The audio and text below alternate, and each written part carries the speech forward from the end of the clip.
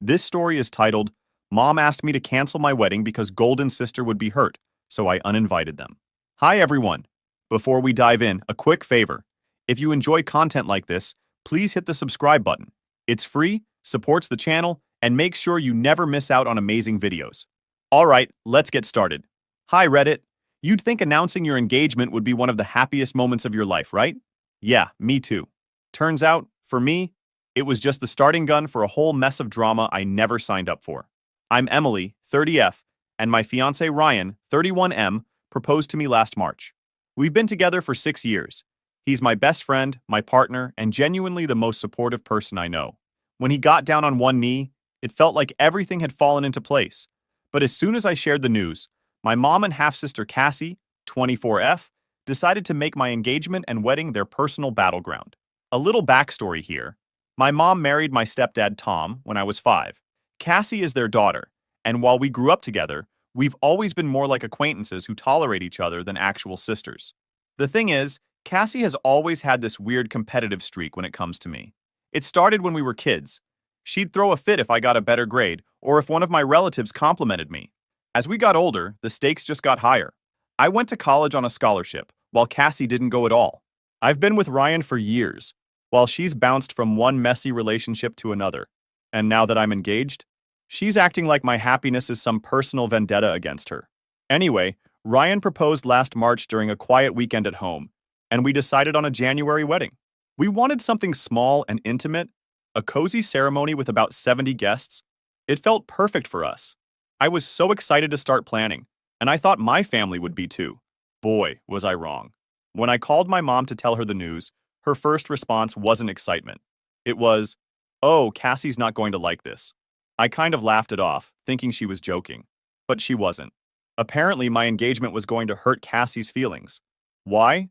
Because she was single and trying to figure things out. I brushed it aside at first, thinking it was just a weird comment. But then, a few weeks later, Cassie announced she was getting married. To a guy she'd been dating for 3 months. Now, I try not to judge other people's choices, but this felt off. Cassie has always been impulsive, but getting married after 3 months? To a guy none of us really knew? It didn't sit right with me, but I kept my mouth shut. I figured it was her life, her decision, and not my business. Fast forward to July. Cassie's whirlwind marriage blew up as fast as it started. Her husband, Jake, cheated on her, with her best friend no less. 2 months after their wedding, she filed for divorce. The whole situation was messy and heartbreaking, and I genuinely felt bad for her. I tried to be supportive, but every time I reached out, I got the cold shoulder. It felt like she was angry at me, but I couldn't figure out why. Then it hit me. She didn't want my support. She wanted to blame me. From what I've pieced together, Cassie thinks I somehow triggered her rushed marriage. Like my engagement announcement was some kind of challenge she needed to win. And when her marriage fell apart, I guess she decided it was easier to resent me than to take responsibility for her own decisions. By the time fall rolled around, things were tense. Cassie and I hadn't really spoken since her divorce, and Mom was acting weird. Every time I brought up wedding planning, she'd get quiet or change the subject. It felt like she was avoiding the topic, but I didn't push it. I figured she just didn't want to talk about weddings because of Cassie's situation. I should have seen the signs. Let me tell you, nothing prepares you for the sheer absurdity of being guilt-tripped about your own wedding. I thought planning a wedding would be stressful because of logistics or budgets, not because my own family would turn it into some twisted competition. But here we are. So, it's mid-November, and Ryan and I just sent out our wedding invitations. I was super excited, finally feeling like everything was coming together. That excitement didn't last long because 2 days later, I got the call. It was my mom. I remember thinking it was a bit strange because she rarely calls me. She's more of a text once a month kind of person. But I answered, figuring she might want to chat about the wedding. I should have known better. The conversation started innocently enough. She asked how I was doing, how Ryan was, and then casually slipped in, "So, you're really going through with the wedding?" At first, I thought she was just confirming the date or something. Yeah, of course, everything's set. We've booked the venue, caterer, flowers. Most of it's paid for. That's when she sighed. Not a normal sigh. A loud, exaggerated, dramatic sigh that practically screamed, "You're about to ruin someone's life." "Well," she said, dragging out the word like she was about to drop some life-changing wisdom. "I've been thinking about Cassie, and I really think you should reconsider." I paused, genuinely confused. Reconsider what? She hesitated, like she was gearing up for a speech. I just don't think it's a good time for a wedding, Emily. Cassie's still so heartbroken from the divorce. Having a big celebration like this so soon after everything she's been through, it feels a little insensitive. I honestly thought I misheard her. Wait, you think I should cancel my wedding? For Cassie? Well, yes, she said, like it was the most reasonable request in the world. She's been through so much, and seeing you get married so soon after her divorce, it's going to hurt her. A lot. I was stunned.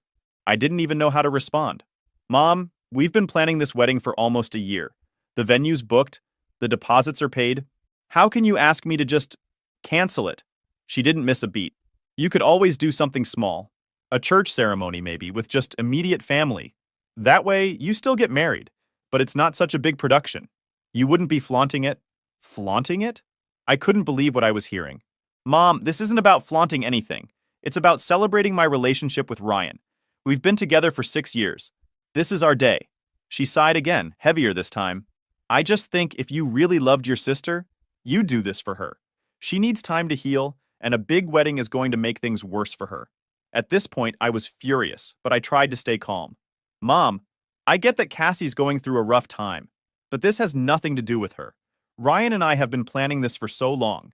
It's not fair to ask us to change everything because of her choices. She didn't like that. Her choices? Emily, she didn't choose to have her husband cheat on her. She didn't choose to have her life fall apart. Yeah, but she did choose to marry a guy she barely knew after 3 months. That was the wrong thing to say. Mom completely lost it, accusing me of being cruel and selfish, of not understanding what Cassie's been through. She even threw in a classic, I thought I raised you better than this. At that point, I couldn't deal anymore. Mom, I'm not canceling my wedding. End of discussion. I hung up, shaking with anger. I immediately called Ryan and told him everything. He was just as baffled as I was. Who asks their own daughter to cancel her wedding for someone else's divorce? He said. I wish I could say that was the end of it, but of course, it wasn't. Over the next few weeks, Mom doubled down on her campaign to guilt me into canceling or scaling down the wedding. She'd call me every few days, always with some variation of the same argument. Cassie's heartbroken. You're being insensitive. A small wedding would mean so much to the family. At one point, she even tried to rope Ryan into it. She called him directly, saying, You're such a thoughtful person, Ryan. I know you'll understand why this is important for Cassie. Luckily, he shut that down immediately, telling her we were sticking with our original plans. But then Cassie got involved. She started texting me, making passive-aggressive comments like, Must be nice to have everything go perfectly for you. And, Don't you think it's a little soon for a big celebration?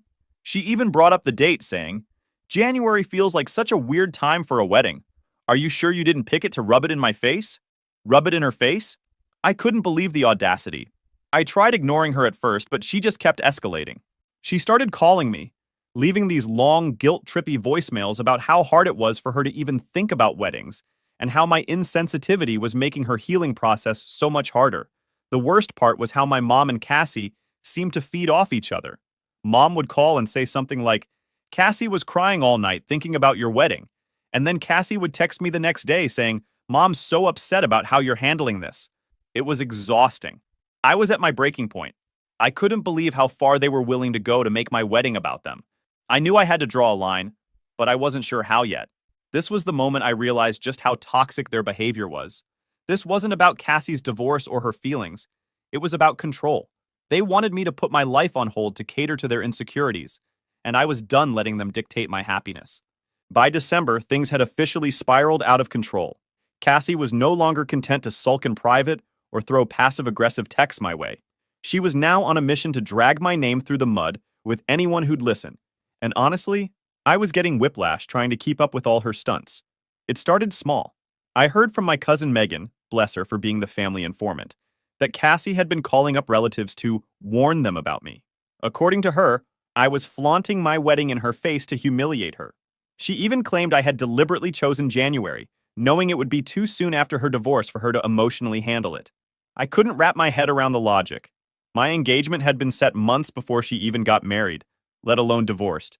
How on earth was I supposed to predict her life would fall apart when I was sending out save the dates?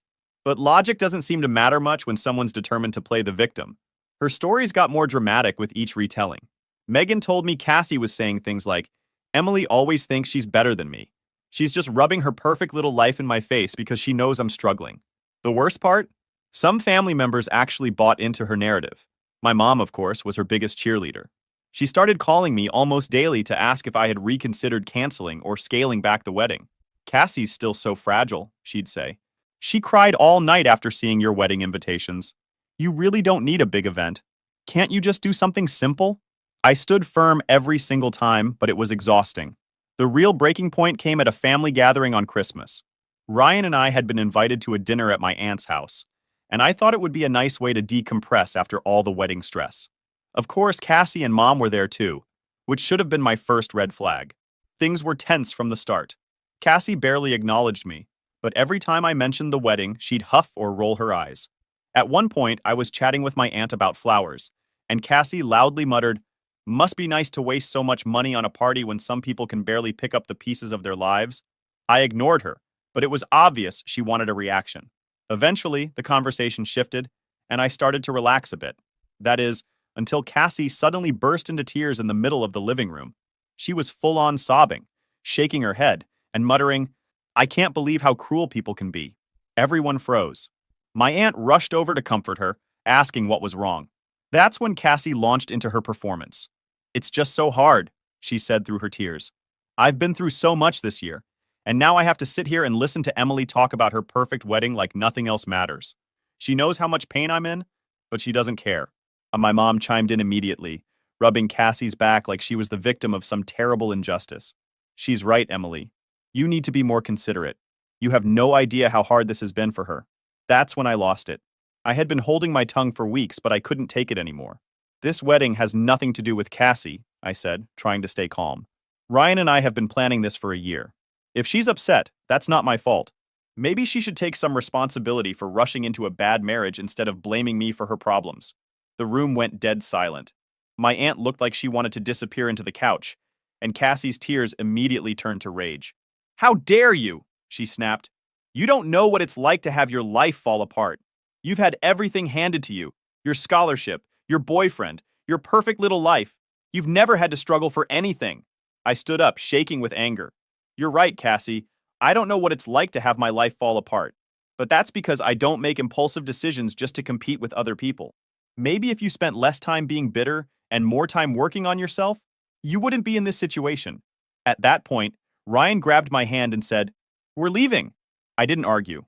On the drive home, I kept replaying the conversation in my head, second-guessing whether I'd been too harsh. But the more I thought about it, the more I realized I had every right to stand up for myself. Cassie had been pushing me for weeks, and I was done letting her turn my wedding into her pity party. What really stuck with me, though, was how Mom had jumped to Cassie's defense without hesitation. Not once did she try to understand my side, or even acknowledge how much stress this whole situation was causing me.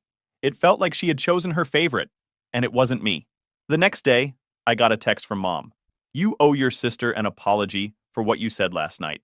She's been through so much, and you were unnecessarily cruel." I didn't reply. I was done apologizing for things that weren't my fault. By this point, it's clear that Cassie isn't going to back down, and Mom isn't going to stop enabling her.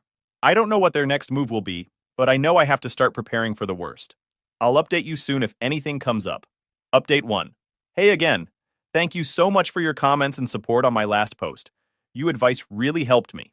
So, after the disaster at the family dinner, I knew I had to draw a hard line. Cassie and my mom weren't just being unreasonable. They were actively trying to sabotage my happiness. Ignoring it clearly wasn't working, and every attempt to defend myself just seemed to fuel their drama. I realized the only way to move forward was to completely shut them out of the wedding. That decision wasn't easy, but it was necessary. 2 days after the dinner, I sat down with Ryan and laid everything out. "I think I need to uninvite them," I said, feeling a lump in my throat. "They're just going to make things worse if they're there." Ryan nodded immediately. "I've been thinking the same thing. It sucks, but this is your day, our day, and you deserve to enjoy it without worrying about their next move." Hearing his support made me feel a little better, but the thought of actually cutting off my mom and sister from my wedding was daunting. It wasn't just about them. It was about the ripple effect it might have on the rest of the family. Still, I knew I couldn't let their toxic behavior overshadow everything Ryan and I had worked so hard to plan. So, I drafted an email. I kept it short and factual. I explained that their actions over the past few months, spreading rumors, guilt-tripping me and creating unnecessary drama, had made it clear they weren't supportive of my wedding. I told them that their behavior had caused me significant stress, and for my own peace of mind, I had decided to uninvite them.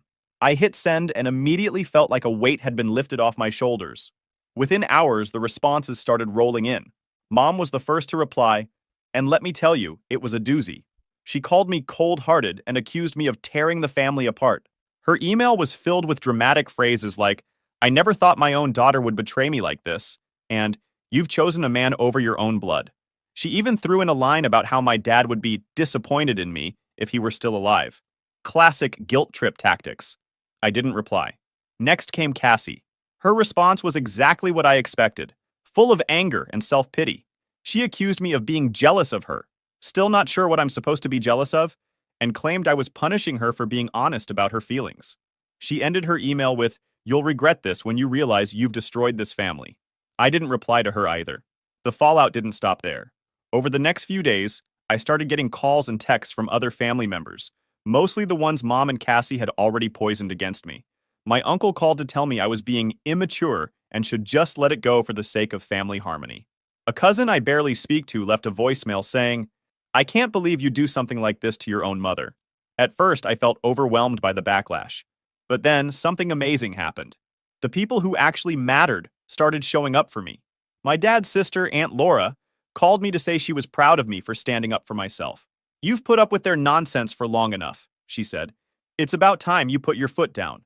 And my cousin Megan, who had been keeping me updated on Cassie's antics, sent me a long text saying, don't let them get to you. Everyone who really knows you is on your side. Even my godmother, who's one of the most no-nonsense people I know, called to tell me I was doing the right thing. Your wedding should be about love and celebration, not drama and bitterness, she said. Their support was like a balm for my soul. For the first time in weeks, I felt like I wasn't alone in this fight. But of course, Mom and Cassie weren't going to let it go quietly. About a week after I sent the email, I got another call from Megan. You're not going to believe this, she said, sounding both amused and annoyed. Cassie's telling people you uninvited her because you're threatened by her. I couldn't help but laugh. Threatened by what, exactly? Apparently, she's been saying you're worried Ryan has feelings for her, Megan said. She claims he's been flirting with her and you found out, so you're trying to get rid of her to save face. It was so ridiculous. I didn't even know how to respond. We both knew there was zero truth to anything she was saying. Still, it was infuriating that she was trying to drag him into her web of lies. That's just desperate, I said. No one's going to believe that. Honestly, most people don't, Megan said. But you know how she is. She's going to keep spinning the story until she finds someone gullible enough to take her side. I decided not to waste any more energy worrying about Cassie's delusions. At this point, I was focused on protecting my peace and making sure my wedding day went off without a hitch. To that end, Ryan and I sat down to go over the guest list and finalize all the details. We reached out to the venue to make sure they had our backs in case Cassie or Mom tried to pull anything. We also hired a couple of security guards to keep things under control, something I never thought I'd have to do for my own wedding, but here we were. Through it all, Ryan was my rock. He reminded me that this was our day and that we didn't owe anyone an explanation for protecting our happiness. By the time New Year's rolled around, I felt like I was finally regaining control. Cassie and Mom could spin their narratives all they wanted, but they weren't going to ruin this for me. Thanks for sticking around until here. I'll update you soon. Update 2. I know it hasn't been long since my last update, but what happened is something I absolutely needed to tell you about immediately. If you thought Cassie's antics couldn't get any worse, buckle up, because this one takes the cake.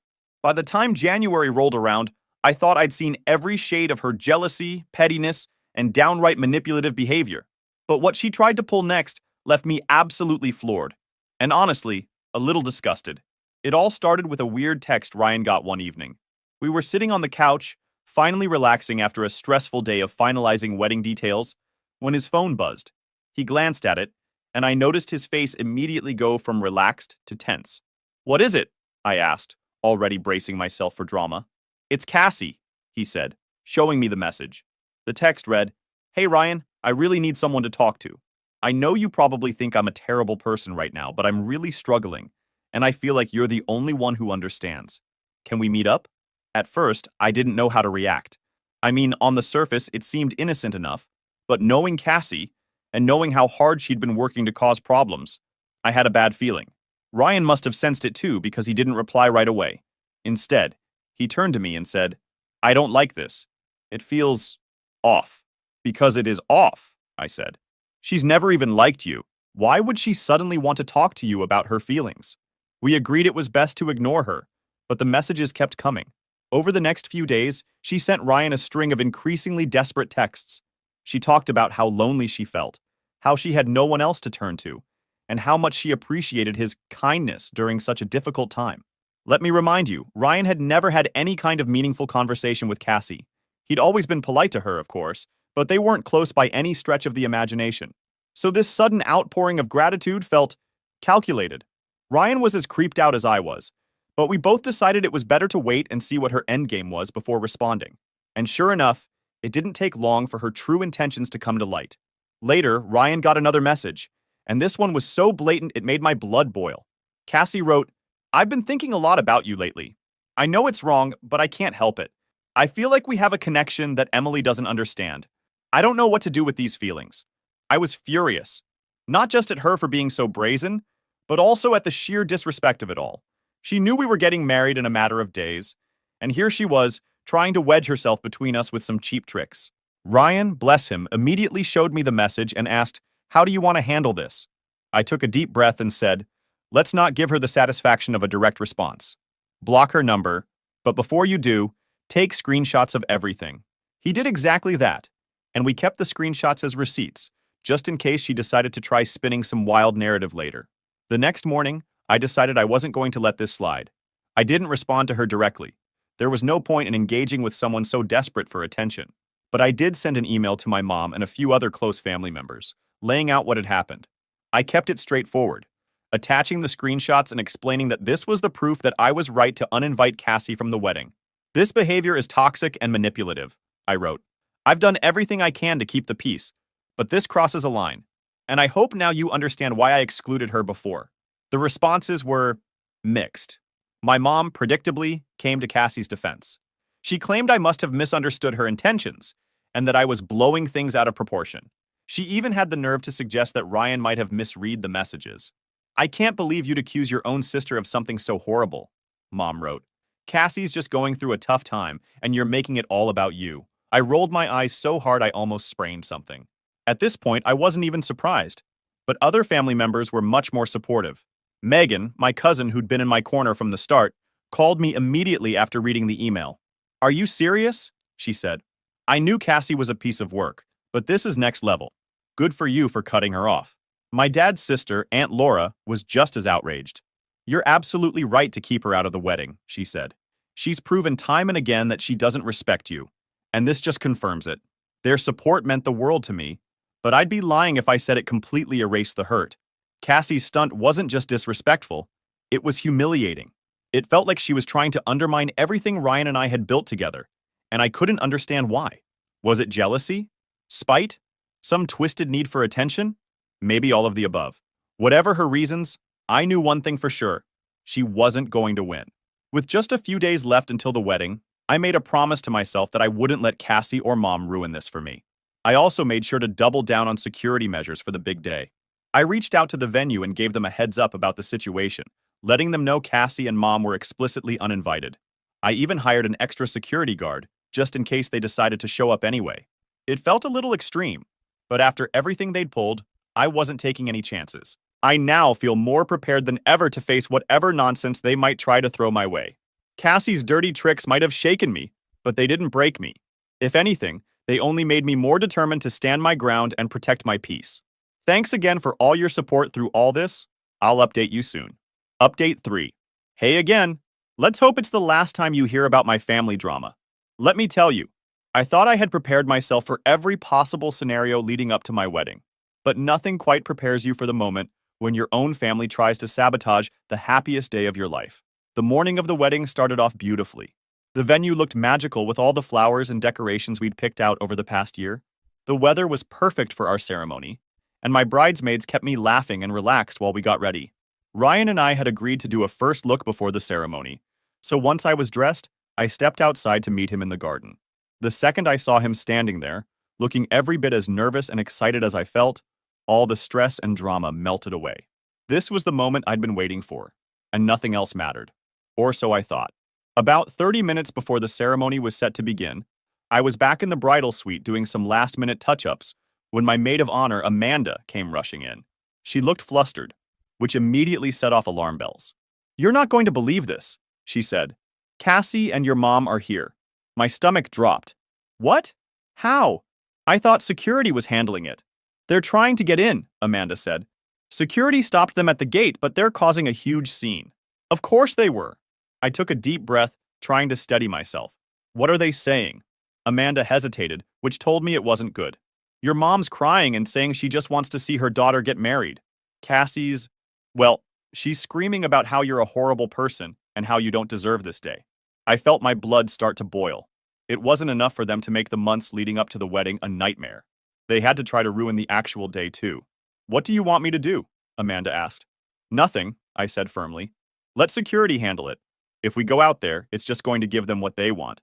Amanda nodded and left to check in with the guards. Meanwhile, I sat down and tried to collect myself. I could hear my mom and Cassie faintly in the distance, shouting and arguing with security, and it took everything in me not to march out there and give them a piece of my mind. A few minutes later, Amanda came back with an update. "They're refusing to leave. The venue manager offered to call the police, but they're worried it'll cause an even bigger scene." I groaned. This was exactly why I'd uninvited them in the first place. "Do you want me to tell Ryan?" Amanda asked. I shook my head. "No, he doesn't need this stress right now. Just make sure they don't get anywhere near the ceremony." Thankfully, security was on top of it.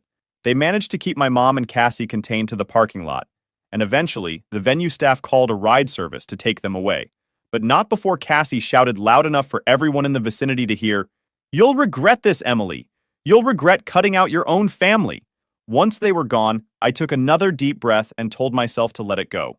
They were out of sight now, and I wasn't going to let them steal my joy. The ceremony itself was everything I'd dreamed of and more. Standing up there with Ryan, surrounded by our closest friends and family, the supportive ones at least, I felt an overwhelming sense of love and gratitude. This was what mattered. Not the drama, not the bitterness, just this moment with the people who truly cared about us. After the ceremony, during the cocktail hour, I started hearing bits and pieces about what had gone down with my mom and Cassie. Apparently, they'd been shouting accusations at the security guards, saying I was brainwashed by Ryan, and that the family would never forgive me for excluding them. A few guests even overheard them from the parking lot, which was embarrassing, but most people just rolled their eyes and brushed it off. My dad's sister, Aunt Laura, came up to me during dinner and said, "I'm so proud of you for standing your ground. They showed their true colors today, and everyone sees it now." That was a common sentiment throughout the night. Cousins, friends, even some of my mom's old friends pulled me aside to tell me they were on my side. It felt like a collective reckoning. People finally realized how toxic my mom and Cassie had been, and they weren't having it. The rest of the evening was a blur of laughter, dancing, and pure joy. Ryan and I shared our first dance under twinkling lights. My maid of honor gave a hilarious and heartfelt toast, and my dad's best friend, who's practically an uncle to me, brought the house down with a story about how he once caught Ryan trying to sneak out of a family barbecue with a plate of ribs. By the time the night ended, I felt lighter than I had in months. Cassie and my mom hadn't won. Their attempts to ruin the day had only highlighted how much love and support Ryan and I had from the people who actually mattered. When I got back to the hotel that night, I checked my phone and saw I had a dozen missed calls and texts from my mom. I didn't bother reading them. I was done letting her or Cassie take up space in my life. Cutting them out completely was one of the hardest decisions I've ever had to make, but standing there with Ryan, surrounded by people who genuinely cared about us, I knew it was the right one. Thanks again for sharing your thoughts with me throughout this mess. I really do appreciate it. I'll let you know if there's an after-wedding drama. Let's hope not. I'm so done, LOL. Update 4. Hey Reddit, you won't believe what happened. About a week after the wedding, I got a call from my cousin Megan, who, as usual, was the first to deliver the family gossip. "You're not going to believe what just happened," she said, sounding way more excited than concerned. I sighed. "What now?" "Cassie and your mom had a huge fight," Megan said. "Like epic level fight. And get this, your mom kicked her out of the house." I almost dropped my phone. "Wait, what? What happened?" Megan was more than happy to fill me in. Apparently, after the wedding, Cassie had been sulking around my mom's house, stewing over the fact that her grand plan to ruin my day had failed. According to Megan, she was blaming everyone. Me, Ryan, the security guards, even some random cousin who apparently didn't try hard enough to stop me. The real explosion happened when she turned on my mom. Cassie accused her of not doing enough to stop the wedding. She started screaming about how it was mom's fault that I'd gone through with it, that mom should have been more forceful in convincing me to cancel. Mom, who has always coddled Cassie no matter how ridiculous she's been, finally hit her breaking point. Megan said mom yelled back, telling Cassie she was tired of the drama and that she was an adult who needed to take responsibility for her own life. Cassie didn't take that well. She apparently went on a full-blown rant, accusing mom of failing her as a parent and choosing me over her. It got so bad that mom finally told her to pack her things and leave.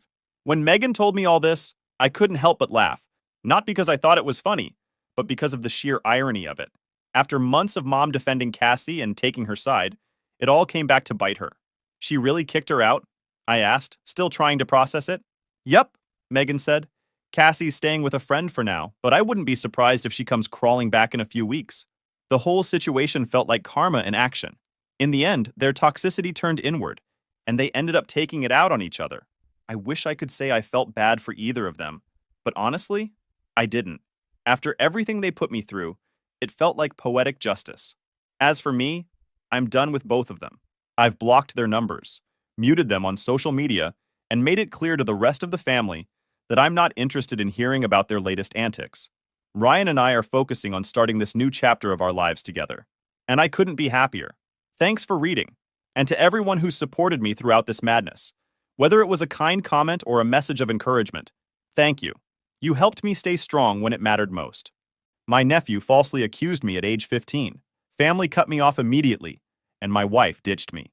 But 8 months later, he confessed he made it all up. Now they're begging for reconciliation. Not happening. The text hit my phone at 11:47 on a Tuesday night. My sister Lisa's name popped up on the screen, followed by a message that would basically detonate my entire existence like a controlled demolition gone wrong. Stay away from Tyler. We know what you did. Police are involved. Don't contact us again. I was sitting in my home office, still in my work clothes from the accounting firm where I'd spent the last 9 years building a solid career. Just wrapped up quarterly reports, had a glass of water next to my keyboard, was planning to catch up on some streaming before bed. Normal Tuesday night stuff. Then that text arrived and normal ceased to exist. I stared at those words until they blurred together. Read them again, then again, trying to make them mean something different than what they clearly meant. My brain was doing that thing where it tries to reject information that doesn't compute. Like when you hear about a death and your first thought is, no, that's not right. There must be a mistake. But there was no mistake. The words were crystal clear. My wife Michelle appeared in the doorway. She'd been watching something in the living room, came to check on me because I probably made some kind of sound. Her face shifted when she saw my expression. That immediate concern you see on someone when they know something's catastrophically wrong but don't know what yet. What's wrong? She asked, already moving closer. I handed her my phone without saying anything. Watched her read it. Watched her expression morph from confused to horrified in about 3 seconds flat. Her hand came up to cover her mouth. This can't be real, she said, but her voice was shaking. Tyler wouldn't lie about something like this. You would never... She stopped mid-sentence.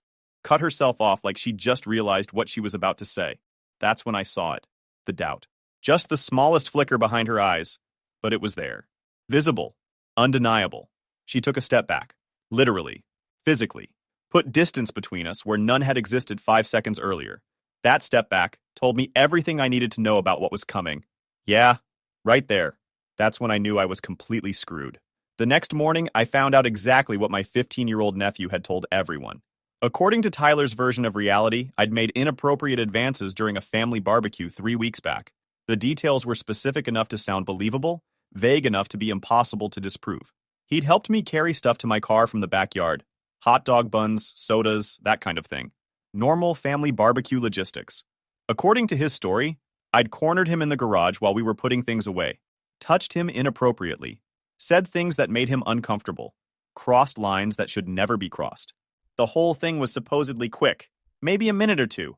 Then we'd gone back to the barbecue like nothing happened. He claimed he felt sick the rest of the day, but was too scared and confused to say anything. He said he'd been too terrified to tell anyone at first. Didn't know how. Didn't think anyone would believe him. The guilt and shame ate at him for 3 weeks until he finally broke down crying to his mom and everything came spilling out. My sister believed him instantly. No questions, no doubts, no request for more information. Just immediate, complete acceptance that her brother had violated her son. My parents believed him. They'd always doted on Tyler, their first grandkid, the golden child who could do no wrong. If Tyler said it happened, my brother Daniel believed him too. Daniel, who I'd literally helped put through college by lending him 15 grand when he was broke and desperate.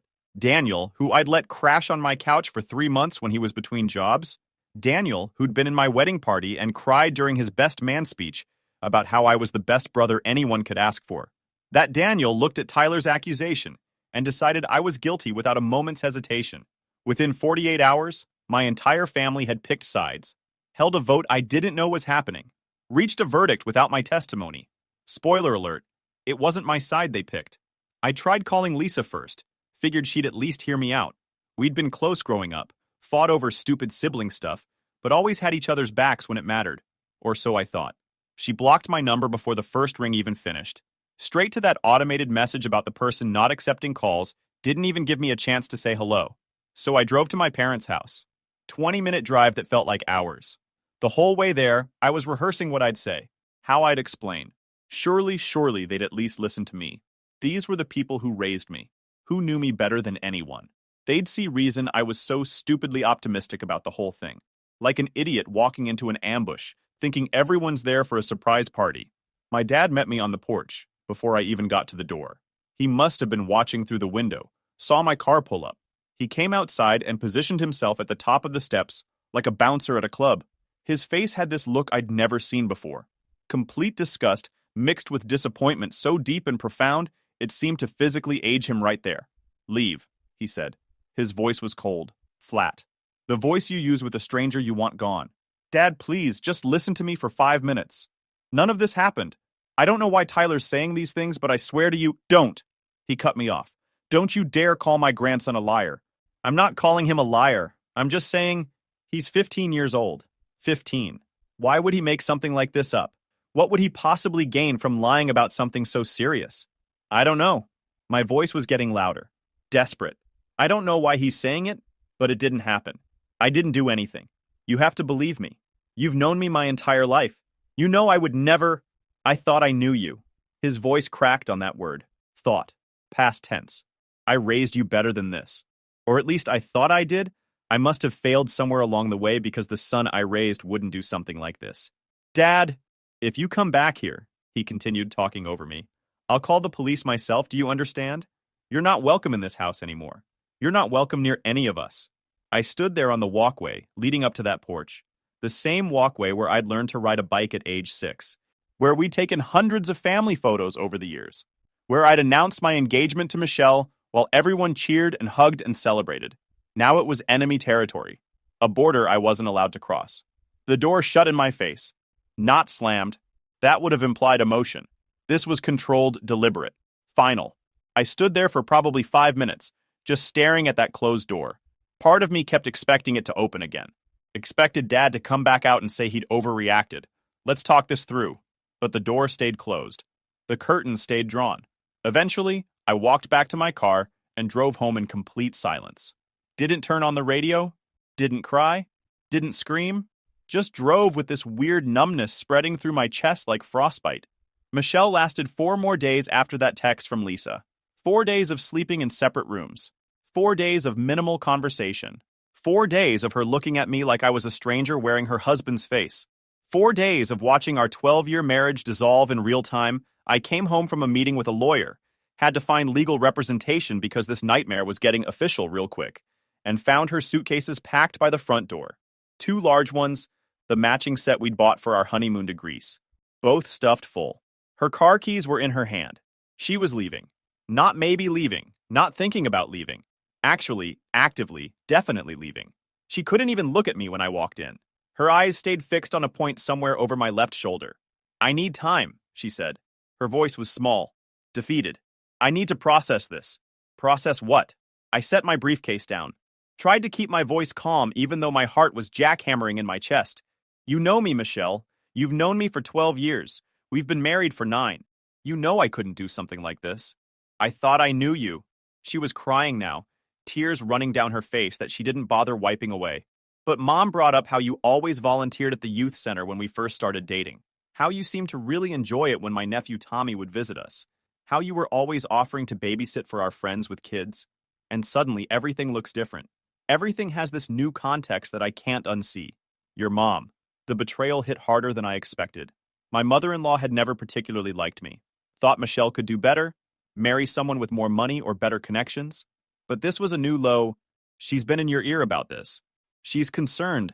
My sister's concerned. Everyone is concerned. They're asking me how I didn't see signs, how I didn't notice anything off. And I keep telling them there were no signs because you wouldn't. But then I start questioning everything. Every memory, every interaction, every moment. And she trailed off. Looked at me for the first time since I'd walked in. Her eyes were red, mascara smudged, face blotchy from crying. I can't be here right now, she continued. I can't look at you without wondering if everything we built together is based on a lie. If the man I married is someone I never really knew, I need space to think clearly. To figure out what I believe, what you believe, I repeated the words like they were in a foreign language. You should believe your husband, the person you've spent over a decade with, the person who's never given you a reason to doubt them. People said the same thing about Jerry Sandusky's wife. The comparison hit like a punch to the gut. About Larry Nassar's wife. About all those wives who claimed they never knew. Everyone always wonders how they missed it. I can't be that person. I can't be the wife who was too naive or too trusting to see what was right in front of her. So you're just going to leave? Assume the worst and leave? I'm going to my sister's. I'll be in touch through my lawyer about next steps. Your lawyer. The words tasted like ash. You already called a lawyer. I called her yesterday. I'm sorry, Jake. I'm so sorry. But I can't do this. I can't be here. I can't wake up next to you every morning not knowing if... She didn't finish the sentence. Just grabbed her suitcases and walked out. I stood in our entryway, my entryway now, I guess, and listened to her car start up. Listened to it back out of the driveway. Listened to the engine noise fade as she drove away. The house felt different immediately, like all the air had been sucked out of it. Like the walls knew they were sheltering something toxic now, something that had to be contained and isolated.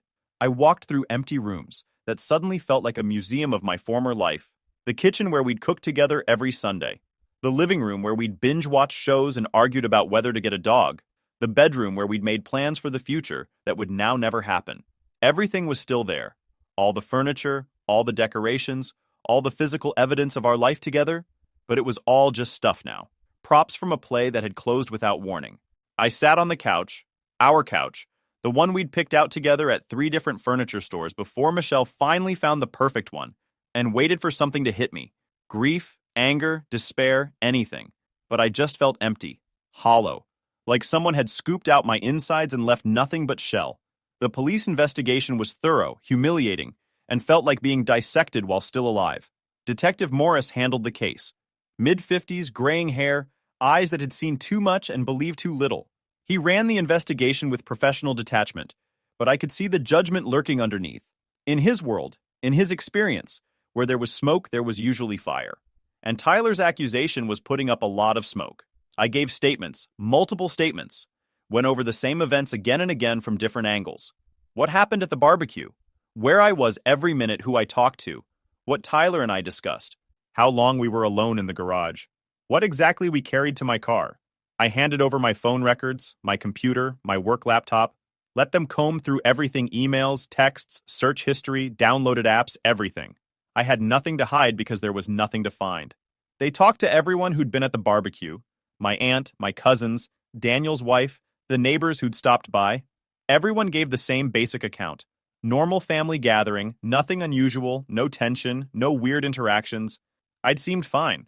Tyler had seemed fine. Everything had been completely ordinary. Your nephew seems credible, Morris said during one of our interviews. We were in a gray room at the police station, recording equipment running, fluorescent lights making everything look washed out and depressing. He's consistent with his story, shows genuine distress when discussing the incident. His emotional responses match what we'd expect from someone who experienced trauma. Because he believes what he's saying, I replied. I'd said this same thing about 5 times already, but it didn't seem to land. But belief doesn't equal truth. He's convinced himself something happened. That doesn't make it real. Or maybe you're just good at compartmentalizing. Morris leaned back in his chair, studied me with those cop eyes that were trying to see through my skull into my thoughts. I've seen it before. People who seem completely normal, trustworthy, respected in their communities. Coaches, teachers, clergy, everyone vouches for them. Then we dig deeper and find out they've been hiding something dark for years. They're good at presenting one face to the world while doing something else entirely in private. Then dig deeper, I said. Dig as deep as you want. You won't find anything because there's nothing there. They dug. They interviewed my coworkers, talked to Michelle's family, contacted the youth center where I'd volunteered 6 years ago, pulled my background check, my financial records, looked for any red flags or patterns that might indicate guilt. They found nothing. Zero zilch. Nothing incriminating, nothing suspicious, nothing that supported Tyler's story in any way. No weird texts sent to anyone underage, no questionable browser history, no prior complaints or allegations, no unusual financial activity that might indicate payoffs or hush money. My life was an open book and every single page was clean. I should have felt relieved, should have felt vindicated. But relief requires hope, and Hope had left the building around the same time Michelle loaded her suitcases into her car. After 6 weeks of investigation, the district attorney declined to press charges. Insufficient evidence, they called it, which is legal speak for we can't prove it happened, but we also can't prove it didn't. That conclusion satisfied exactly nobody. Tyler's family was furious that I wasn't being arrested. I was living in this nightmare limbo where I wasn't technically guilty, but also wasn't officially innocent. The absence of charges didn't mean I was cleared, it just meant they couldn't put me in prison. This doesn't mean you're innocent, Lisa wrote in the one and only email she sent me after the investigation closed. I'd checked my inbox obsessively for days, hoping for some kind of communication from someone in my family. This is what I got. It just means they couldn't prove it, the email continued. Tyler is dealing with trauma now because of you. He has nightmares. He's scared to be alone with adult men. You did this to him. The fact that the DA won't prosecute doesn't change what you did. I read that email probably 20 times, each time hoping it would say something different. Each time it said the same thing. My 15-year-old nephew had accused me of something I didn't do. My entire family believed him without question. The police investigated and found nothing. And somehow, I was still the villain in their story. There was no winning, no path forward that ended with my life returning to normal. The investigation not pressing charges wasn't an ending. It was just a different kind of hell. I tried to return to normal after the DA declined to press charges. Tried to convince myself that the worst was over, that I could rebuild from here. That was optimistic thinking of the highest order. Normal was gone. Normal had packed its bags and left with Michelle. At work, the whispers followed me like a bad smell. People would stop talking when I walked into the break room. Conversations would die mid-sentence when I approached. I'd catch people looking at me, then quickly looking away when our eyes met. My boss, Richard, called me into his office 2 weeks after the investigation closed. He didn't waste time with small talk. Jake, we need to discuss optics. Optics. Not, how are you holding up? Or, we're glad this is over. Optics. The firm prides itself on its reputation, he continued, straightening papers on his desk that didn't need straightening. Avoiding eye contact, we have to consider how certain situations might reflect on us as an organization. I wasn't charged with anything, I said. The investigation found nothing. I understand that legally, we're aware of your rights. We're not terminating your employment, but we do need to make some adjustments. For everyone's comfort. The adjustments started small. A project I'd been leading for 6 months got reassigned to another senior accountant. No explanation, just a brief email saying the team structure was being reorganized. Then another project disappeared from my desk. Then another. Meeting invitations stopped arriving. The weekly status meetings I'd been part of for years suddenly happened without me. When I asked about it, I was told they were trying to streamline attendance, reduce unnecessary participants. My desk might as well have had a quarantine sign on it. Client-facing work vanished entirely. Apparently, nobody wanted me representing the firm to outside contacts. Can't have someone accused of inappropriate contact with a minor handling important client relationships. Even if those accusations went nowhere, I went from being a valued senior member of the team to being invisible. A ghost haunting my own career, watching other people do the work I used to do. Brian, a colleague I'd worked with for 5 years, was the only one who still talked to me. But even those interactions were careful, professional. He'd ask about work projects in the hallway, but never invited me to lunch anymore. Never suggested grabbing a drink after work. Kept his distance while maintaining basic human decency. I appreciated it, even though it hurt. At least he was treating me like a person instead of a contagion. The rest of my friends evaporated like morning fog. David, my college roommate, my best man at my wedding, stopped returning calls. I'd text him, get nothing back. Call his phone, straight to voicemail.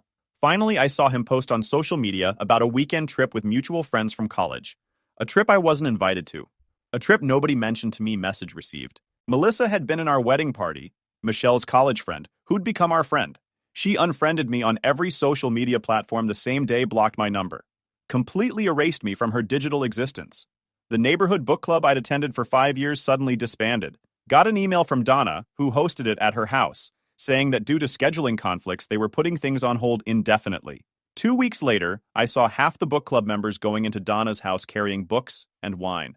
They hadn't disbanded, they'd just disbanded me. People crossed the street to avoid walking past me. Actual adults, functioning members of society, would see me coming and suddenly find the other sidewalk very interesting, like whatever I had might be contagious through brief proximity. I was toxic, a liability, someone to be avoided unless you wanted guilt by association. The guy at the coffee shop where I'd been a regular for 3 years stopped making small talk, just took my order, made my drink, handed it over in silence. No more, how's your week going, or comments about the weather, just transactions. My dry cleaner, a friendly older woman who always asked about Michelle, stopped asking questions, stopped chatting, just checked in my clothes, gave me a ticket, told me when to pick them up. Even the checker at my grocery store, who'd seen me weekly for years, suddenly couldn't maintain eye contact. Small town. Word travels fast. Everyone knew, or thought they knew, and what they thought they knew was enough to make me untouchable.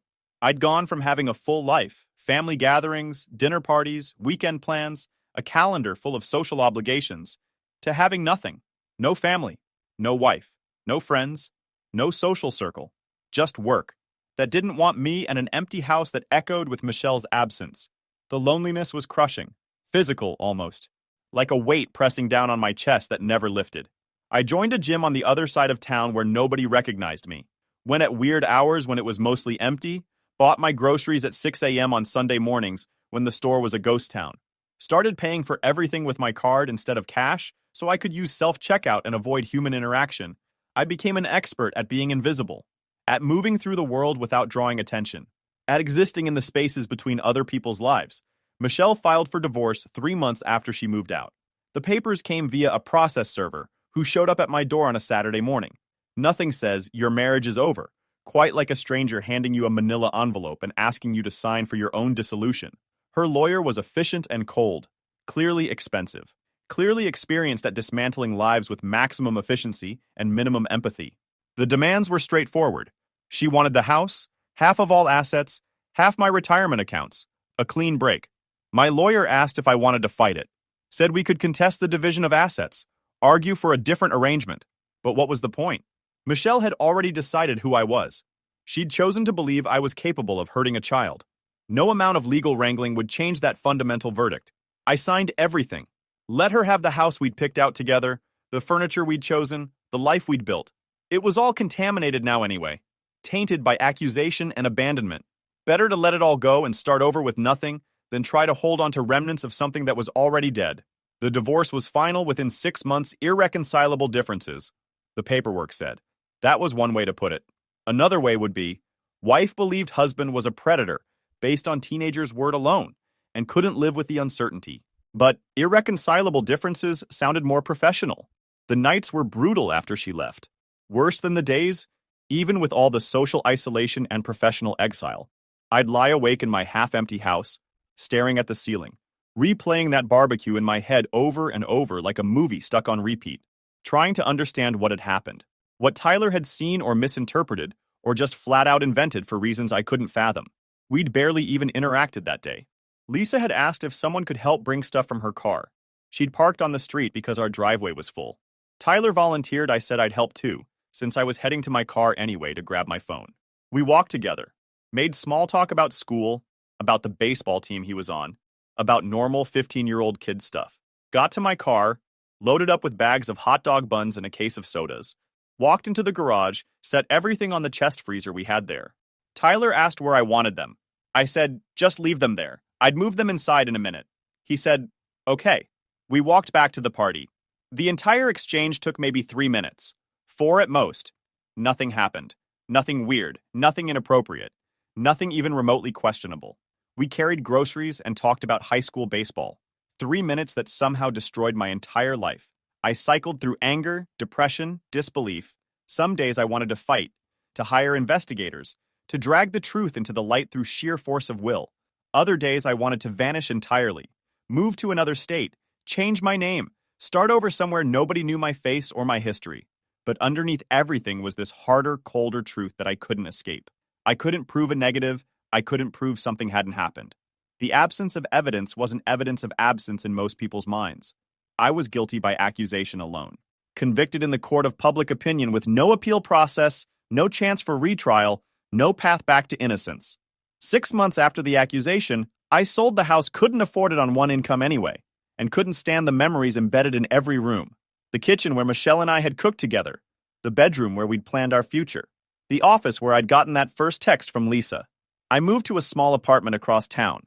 1 bedroom, basic kitchen, functional bathroom. Nothing fancy, nothing that required an emotional attachment. Just a place to exist. I took a job at a smaller accounting firm that didn't know my history, wasn't even in the same business park as my old office. I showed up, did the work, collected a paycheck, and left. Nobody knew me. Nobody asked questions. It was perfect. I cut off all contact with everyone who'd abandoned me, blocked phone numbers, deleted social media entirely, created as much distance as possible. If they could believe the worst of me that easily, without evidence or even reasonable doubt, they didn't deserve space in my life. Not then. Not ever. The loneliness was crushing. I'd gone from a full life, family gatherings, dinner parties, weekend plans, to a solitary existence measured in silence and routine. Work, home, sleep, repeat. I joined a gym on the other side of town where nobody recognized me, bought groceries during off-peak hours, became an expert at avoiding eye contact. 8 months after the accusation, everything changed. Daniel called, which was weird because we hadn't spoken since he'd sent me a 2-sentence text calling me a disgrace to the family. Tyler admitted he made it up, he said, without preamble. I was in my apartment, eating reheated takeout in front of my laptop. I actually laughed, not a happy laugh. A hollow, disbelieving sound that surprised even me. Say that again. He confessed. Broke down crying to Lisa and Dad. Said he made the whole thing up. He was angry about something stupid, wanted attention. I don't know. He's a mess now. Feels terrible about what he did. I sat there in silence, waiting for something. Relief, vindication, rage to surface. Nothing came. Just a strange numbness. Jake, you there? Yeah, I'm here. We were wrong. We're all so sorry. We want you to come to dinner this weekend. Mom's cooking your favorite. We can talk. Figure out how to move forward as a family. No. What? I said no, I'm not coming to dinner. I'm not moving forward. I'm not doing any of this. Jake, he was 15. He made a stupid mistake, but he's owned up to it now. We all want to make this right. There's no making this right. You don't get to destroy someone's life and then fix it with pot roast and apologies. What do you want us to do? We admitted we were wrong. Tyler's devastated by what he did. Dad cries every time your name comes up. Mom hasn't been the same since we found out the truth. Good, I said. The word came out flat and cold. They should feel terrible. They should cry. They should lose sleep over what they did to me. But their feelings aren't my problem anymore. You're being unreasonable. I'm being reasonable for the first time in my life. You all made your choice 8 months ago. You chose to believe a 15-year-old story without a single shred of evidence. Without even asking for my side, I'm just living with the consequences of your choice. He's family. So was I. Past tense. You made that very clear when Dad slammed the door in my face. I hung up, blocked his number. Felt nothing. Lisa tried next. Showed up at my apartment building. Buzzed my unit about 50 times until I finally answered the intercom just to make her stop. Jake, please, let me come up. We need to talk. We don't need to do anything. Go home, Lisa. Tyler wants to apologize to you in person. He needs closure. I actually laughed at that. He needs closure. That's rich. Tell Tyler he can write his apology in a journal and never show it to anyone. I don't want to see him, hear from him, or think about him ever again. You're being cruel. I'm being honest. There's a difference. He destroyed my life because he wanted attention. He gets to live with that. So do you. I believe my son when he said something terrible happened to him. What was I supposed to do? Ask questions. Look for evidence. Trust the person you'd known for 37 years instead of immediately assuming the worst. But you didn't. You chose. And now you get to live with that choice forever. I'm your sister. No, I said. You were my sister. That person doesn't exist anymore. Now leave before I call building security. She left. I watched from my window as she sat in her car for 20 minutes, crying. I felt nothing. Not satisfaction, not guilt, not sadness, just emptiness where those emotions used to live. My parents tried a different approach. They sent a letter handwritten, both of their signatures at the bottom, full of apologies and regrets and explanations about how they'd been protecting their grandson. I read it once. Then I shredded it. Michelle heard through the grapevine about Tyler's confession. She called from a number I didn't recognize, so I actually picked up. Jake, I heard about Tyler. I'm so sorry. I should have believed you. Yes, you should have. Can we talk? Maybe meet for coffee? Why would we do that? Because I made a mistake. I let other people influence me instead of trusting my husband. I want to make it right. The divorce is final, Michelle. There's no making anything right. We're done. I still love you. You loved who you thought I was. When things got hard, when it mattered most, you bailed. You picked your mom's paranoia over 12 years of marriage. That's not love. That's convenience that evaporated under pressure. That's not fair. Life isn't fair. I learned that when my wife packed her bags and left because she couldn't look at me without wondering if I was a predator. You made your choice. Live with it. I hung up, blocked that number too. Over the next few months, they all tried different tactics. Emails, letters, showing up at my workplace. My mom left voicemails crying about how she'd lost her son and couldn't bear it. Daniel tried the guilt trip angle about how I was tearing the family apart by being stubborn. I ignored all of it, changed my number, moved to a different apartment in a different part of town, put up walls so high nobody could climb them. A year after Tyler's confession, I met Hannah at a work conference. She was a financial analyst from Seattle, sharp and funny and refreshingly direct. We got coffee, then dinner, then started a long-distance thing that eventually became her moving to my city. I told her everything on our third date. Figured she deserved to know what she was getting into. She listened to the whole story, then said, "So your family abandoned you based on a lie? Destroyed your life, and now they're mad you won't forgive them?" Basically, yeah. Well, they can stay mad. You don't owe them forgiveness. That's when I knew she was different. She didn't try to fix me or convince me to reconcile. She just accepted that some things are too broken to repair. We built a life together. Small, quiet, carefully constructed. She met my colleague Brian and the two other people I'd cautiously let into my orbit. She never pushed me to expand my circle or reach out to my family. She understood that the life I had now was intentionally limited, and she was okay with that. 2 years after Tyler's confession, my dad had a heart attack. Sudden and final. Daniel tracked me down through my employer. Called my work number. "Dad's gone," he said. No small talk, no build-up. "Funeral's Saturday. Mom's asking if you'll come." I thought about it for maybe 5 seconds. "No, Jake, he's our father." He was. He was also the man who shut the door in my face and called me disgusting. That was our last real interaction. I'm good not adding a funeral to the collection. He regretted how he treated you. Talked about it constantly in his last years. Good. He should have regretted it. But regret doesn't obligate me to show up and make everyone feel better about his death. This isn't about him, it's about Mom. She's devastated. Seeing you would help. Then she should have thought about that 8 years ago, when she believed the worst about me immediately. I'm sorry Dad's dead. I'm sorry Mom's hurting. But I'm not responsible for comforting people who destroyed me. There was a long silence on the other end. "You've become hard," Daniel finally said. "I've become honest. There's a difference. I didn't go to the funeral. Didn't send flowers. Didn't send a card. Let my absence speak for itself. The family could interpret it however they wanted. I was done managing their feelings about my boundaries." Hannah asked if I felt guilty about skipping it. "No," I said. "Should I?" "Most people would. He was your father." "Most people's fathers don't disown them over a teenager's lie." "I'm not most people." She kissed my forehead. "No, you're definitely not." 10 years after the accusation, I ran into Lisa at an airport. We were both traveling for work.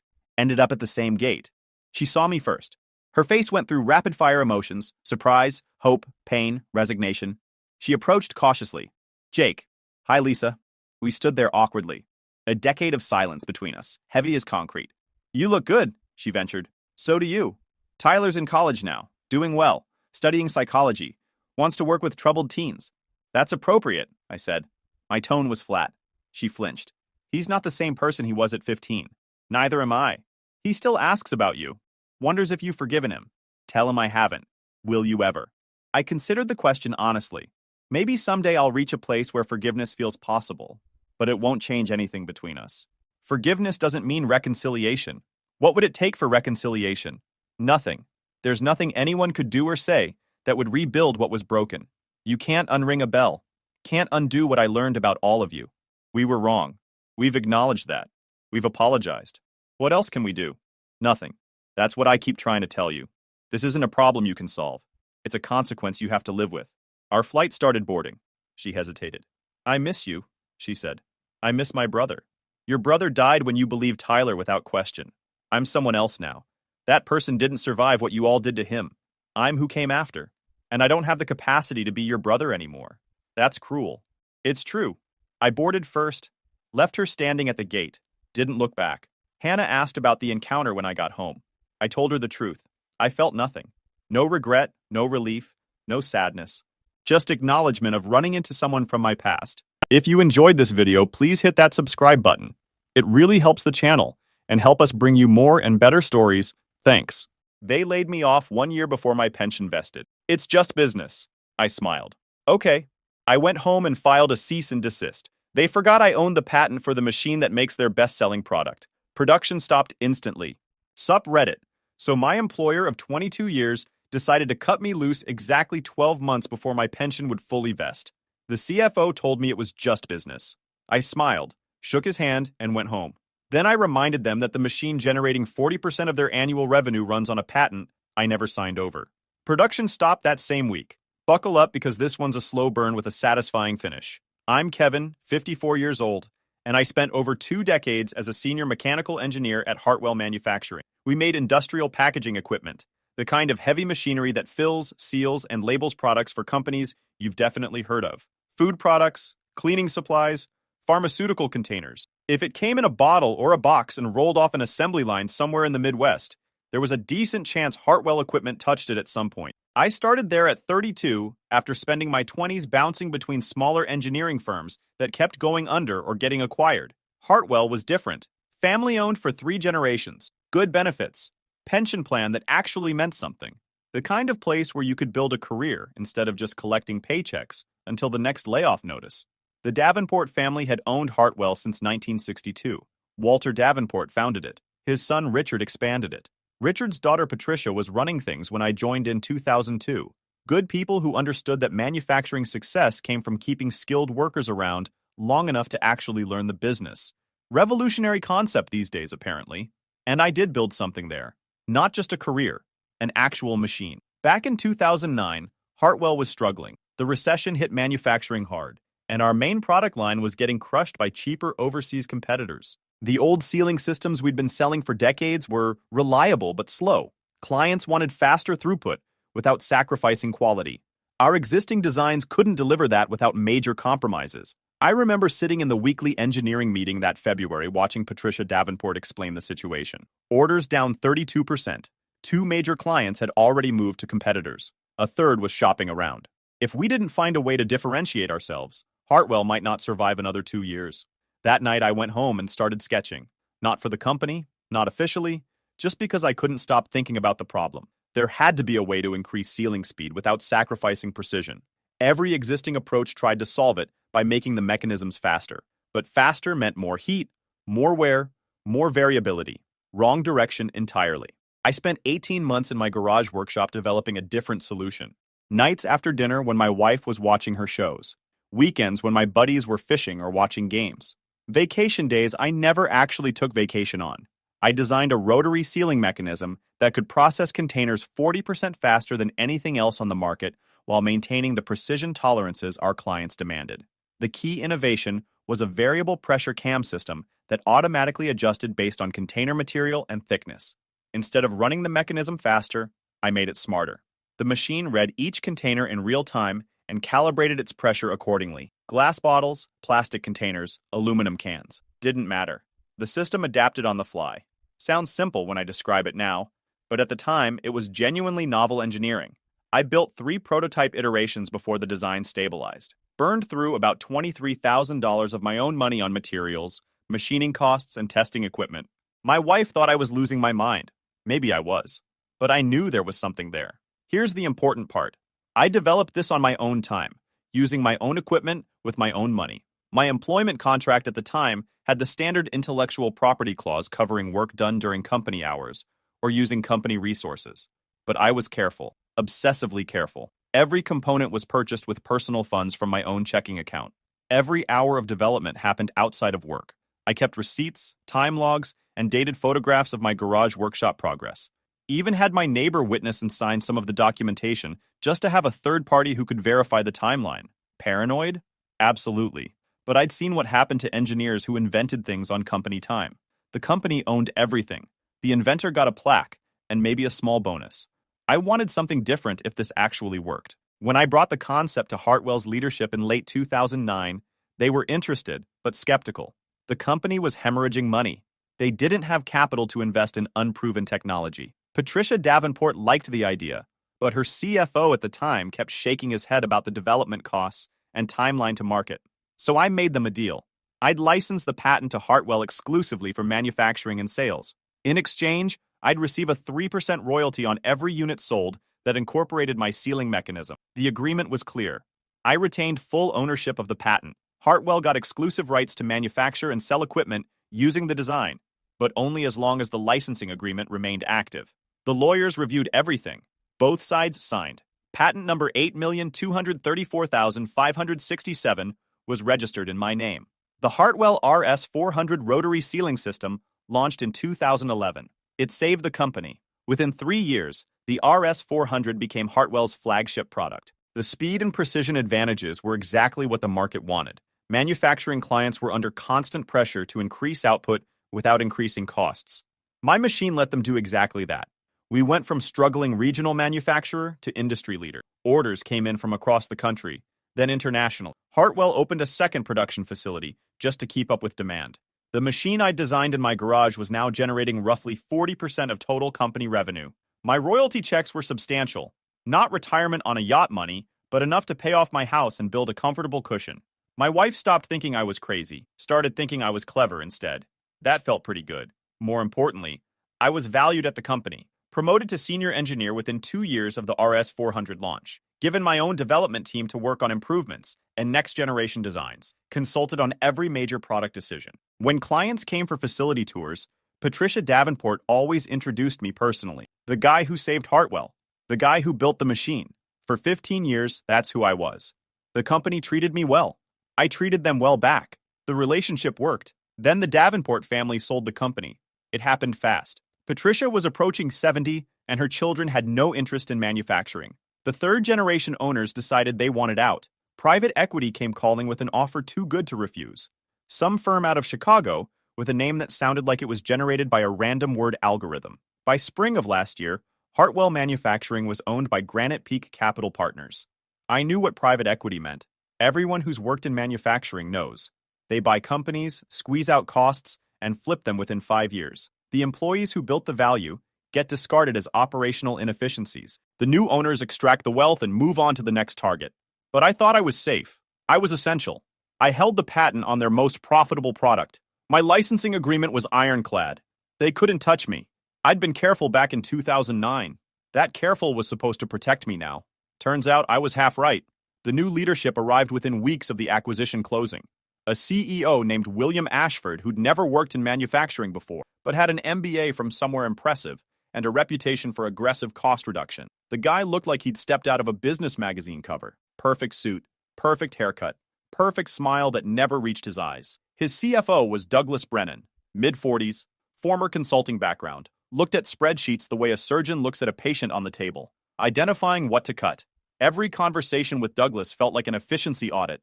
He'd ask about headcount numbers while you were trying to explain technical processes. Completely missed the point every single time.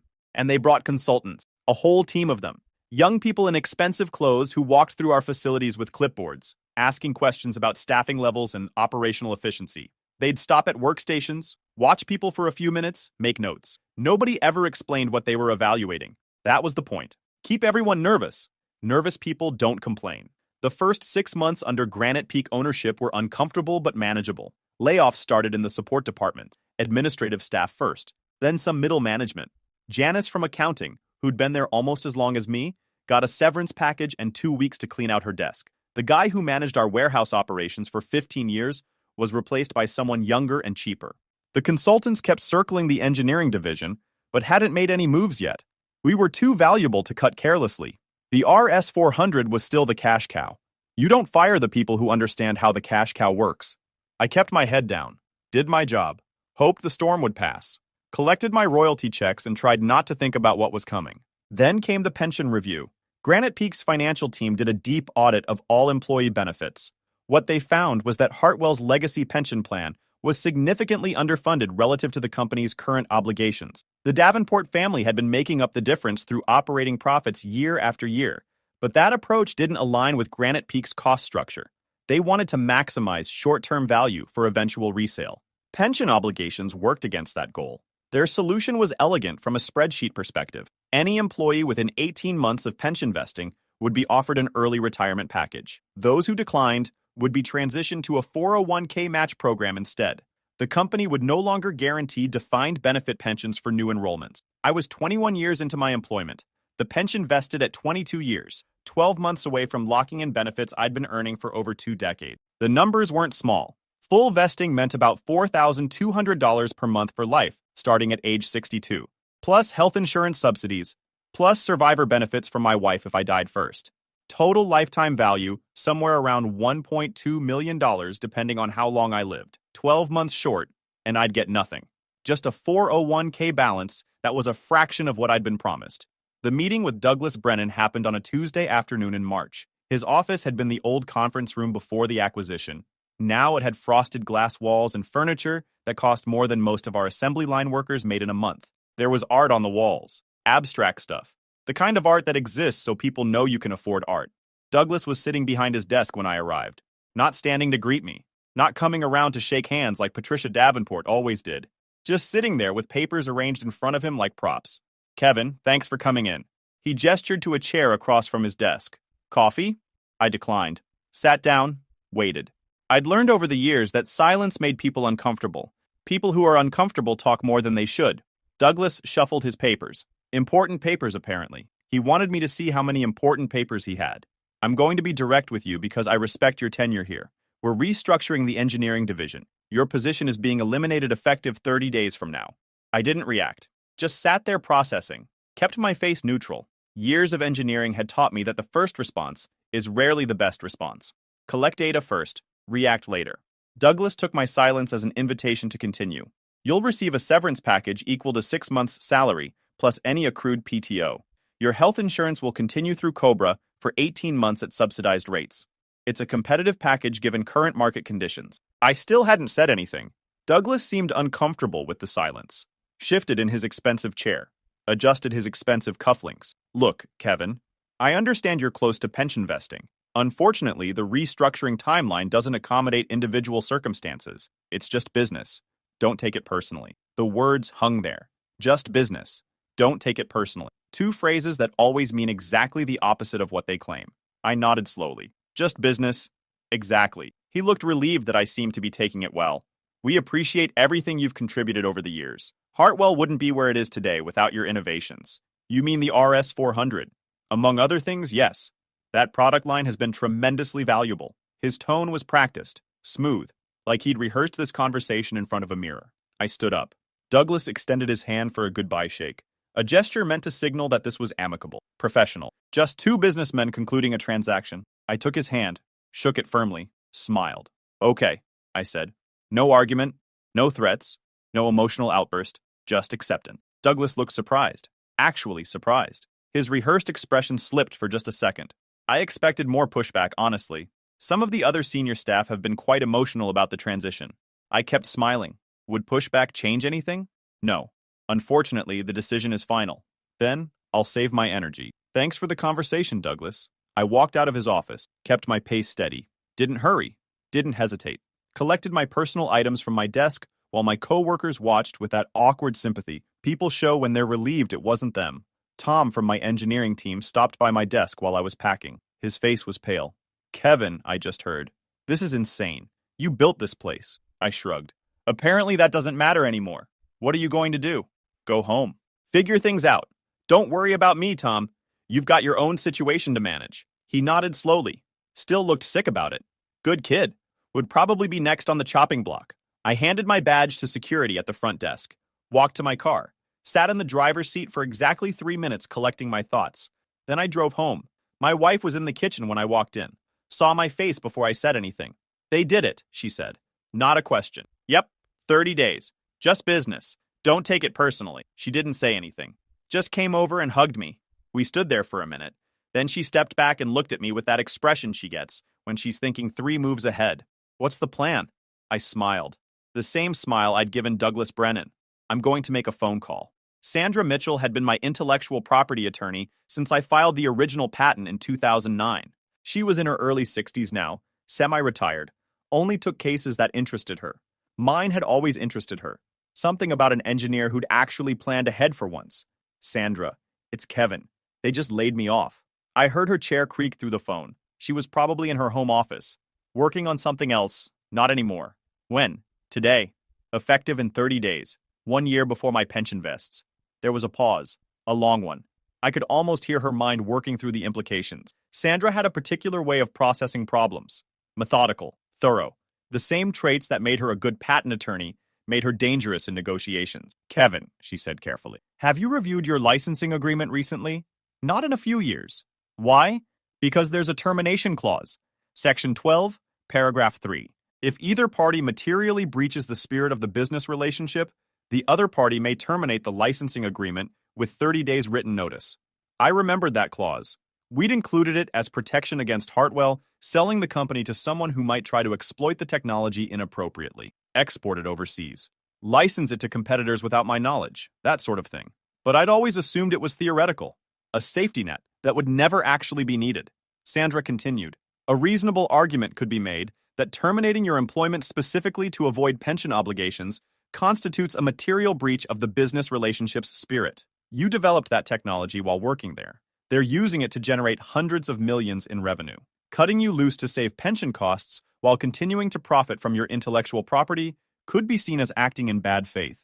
Would that argument hold up in court? Maybe. Maybe not. Courts don't like subjective standards. Spirit of the relationship is hard to prove. But here's what would definitely hold up.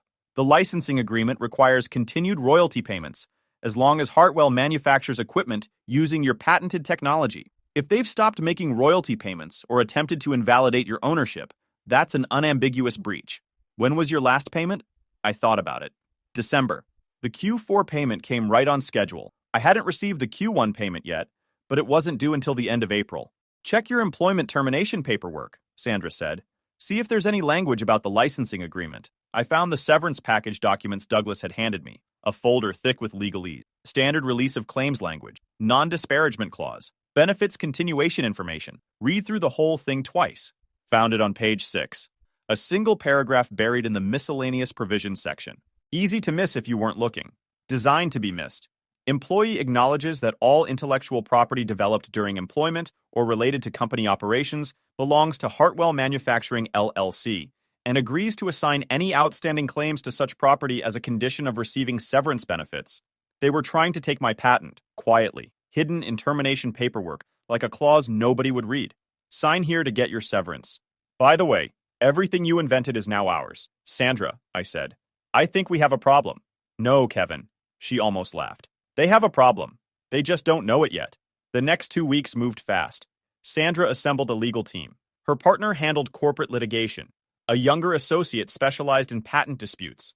Between them, they had more experience than Hartwell's entire legal department combined. I gathered every document related to the original patent development, the receipts showing personal purchases of equipment and materials, bank statements proving the money came from my accounts, the time logs proving I'd worked on the design outside of company hours, the dated photographs of my garage workshop showing prototype progression, the signed witness statements from my neighbor confirming he'd seen me working on weekends and evenings, the original employment contract from 2002 that predated my patent work and contained no claims to independently developed intellectual property. That contract had been superseded by later versions, but none of them changed the IP provisions. I'd checked every time they asked me to sign an update. Always read the fine print. Always. The paper trail was bulletproof. I'd been paranoid 15 years ago when I developed that technology. That paranoia was about to pay off. Sandra drafted a cease and desist letter, 16 pages of precise legal language. I read through the whole thing with her on a video call. She explained each section. This paragraph establishes your undisputed ownership of the patent based on original documentation. This section details the licensing agreement terms and history of compliance. This part addresses the attempted fraudulent assignment in the severance documents. And this final section is the kill shot. What's the kill shot? She read it aloud. Therefore, pursuant to Section 12, Paragraph 3 of the licensing agreement, Kevin Patterson hereby terminates said agreement effective immediately due to Hartwell Manufacturing's material breach through attempted fraudulent acquisition of patent rights. Any continued manufacture, sale, or distribution of equipment incorporating U.S. Patent 8,234,567 shall constitute willful patent infringement, subject to enhanced statutory damages of up to $150,000 per unit. How many RS-400 units did they produce last year? About 800. So if they make even one more unit after receiving this letter, they're potentially liable for $150,000 in damages. If they make 100, that's $15 million. If they keep producing at current rates, they'll bankrupt themselves within a year. Sandra smiled. Exactly. We sent the cease and desist certified mail to Hartwell's corporate headquarters. Copies went to William Ashford, Douglas Brennan, the legal department, the board of directors, and Granite Peak Capital Partners General Counsel in Chicago. Then we waited. The first response came 18 hours after delivery confirmation.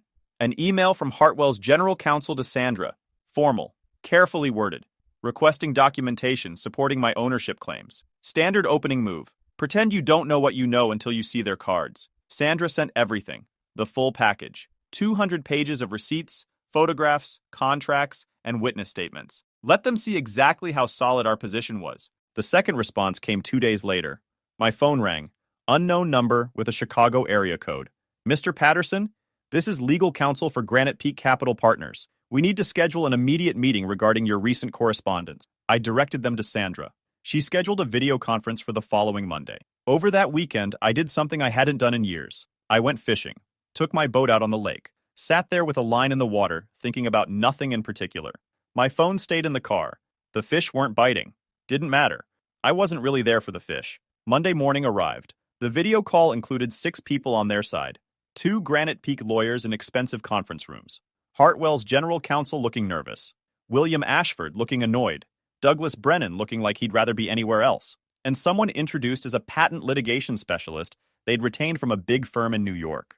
$400 an hour minimum for someone like that. Sandra and I were on our side, just us. Her from her home office, me from my kitchen table. William Ashford spoke first. Kevin, I think there's been a misunderstanding. We have no intention of claiming your patent. That clause in the severance documents was standard boilerplate language. It shouldn't have been included in your specific situation. I didn't respond. Sandra had coached me to stay silent and let them talk. The more they talked, the more they revealed. Douglas jumped in, trying to help. We're prepared to remove that language from your severance agreement and honor the original terms. The licensing agreement can continue as structured.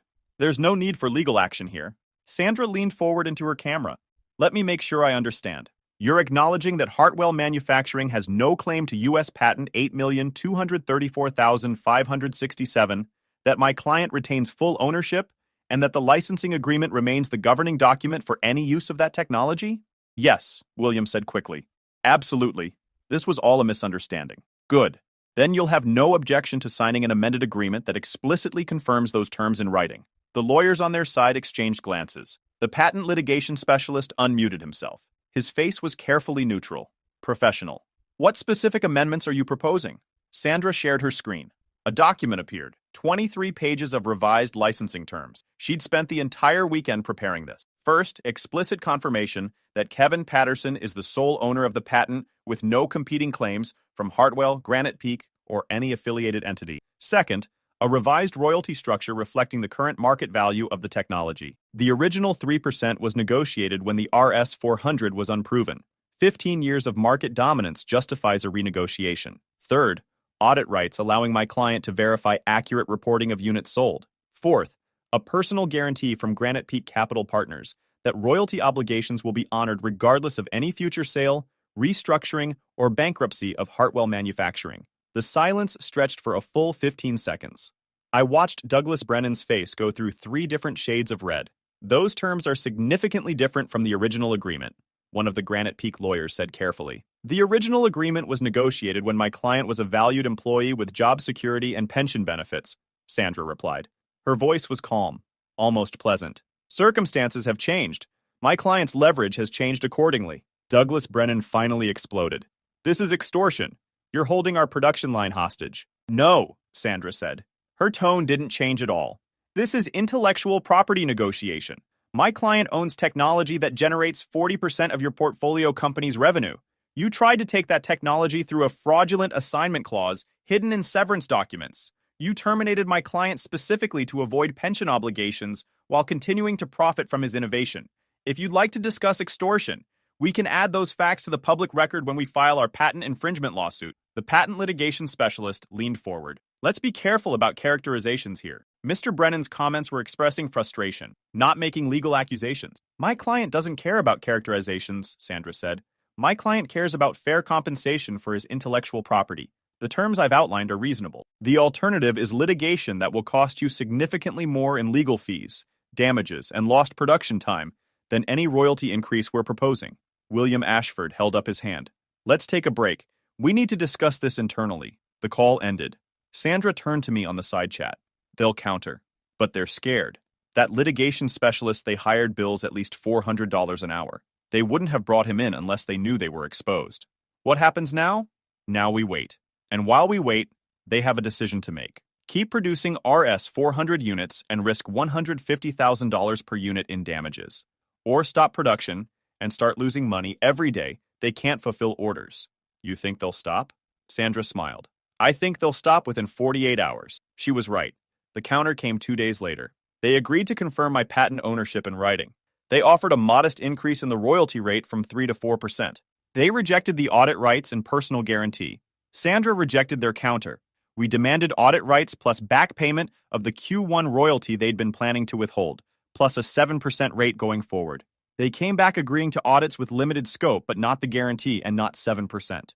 We demanded the full audit rights and a personal guarantee covering at least 5 years of obligation. We'd accept 5%, back and forth, 3 weeks of negotiations, calls and emails, and revised documents. During that time, something interesting happened. Hartwell's production lines went quiet. Not officially. Publicly, they announced scheduled maintenance on the RS 400 production equipment. Routine upgrades to improve efficiency. Nothing to worry about.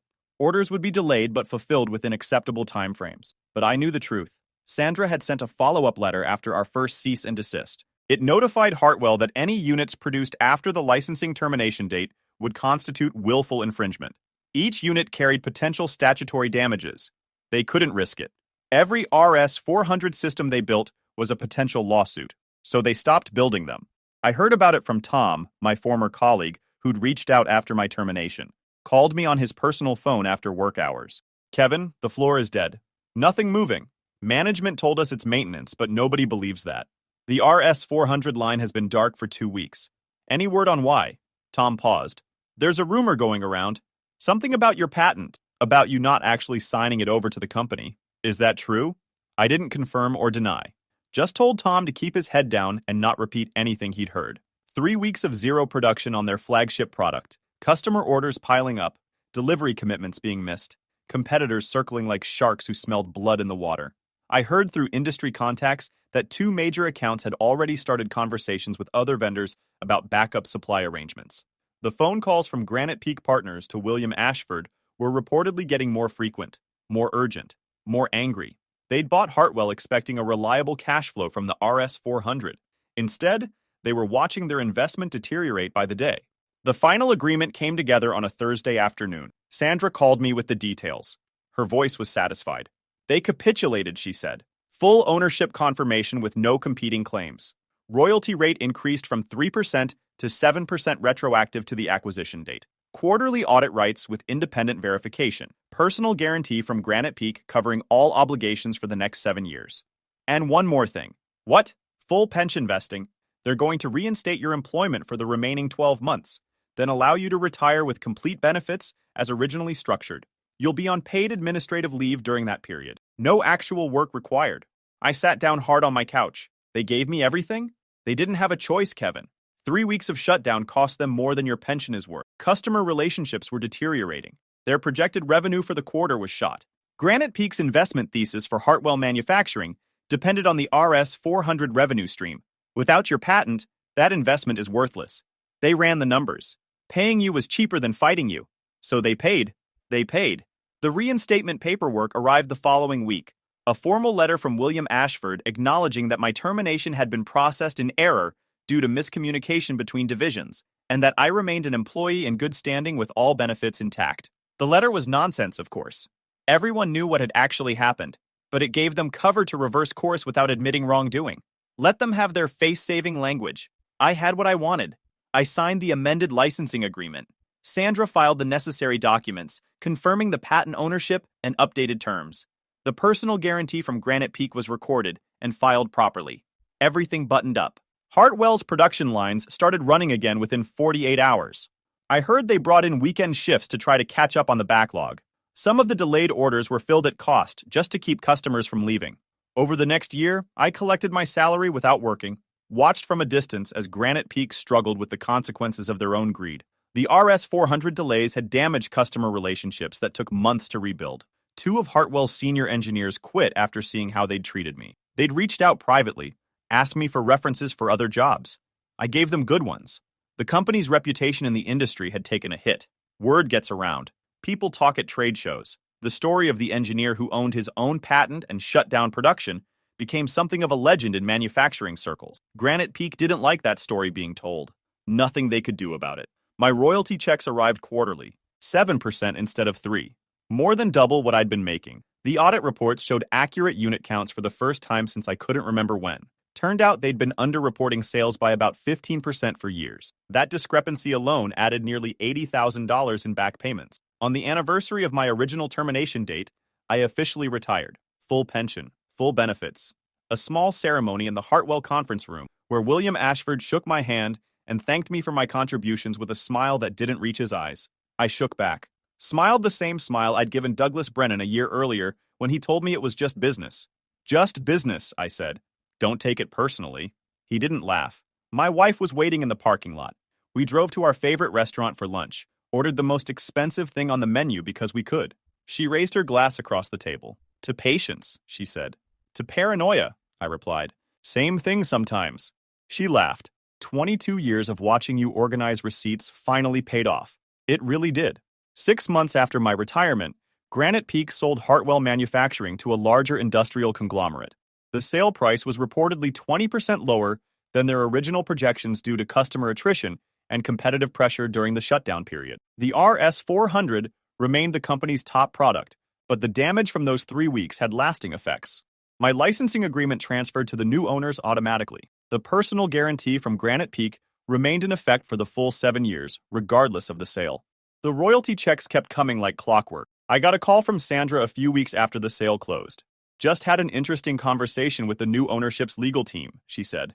They wanted to understand the licensing terms before they finalized the acquisition. What did you tell them? The truth. That you own a patent generating 40% of their newly acquired revenue stream. That the licensing agreement is ironclad.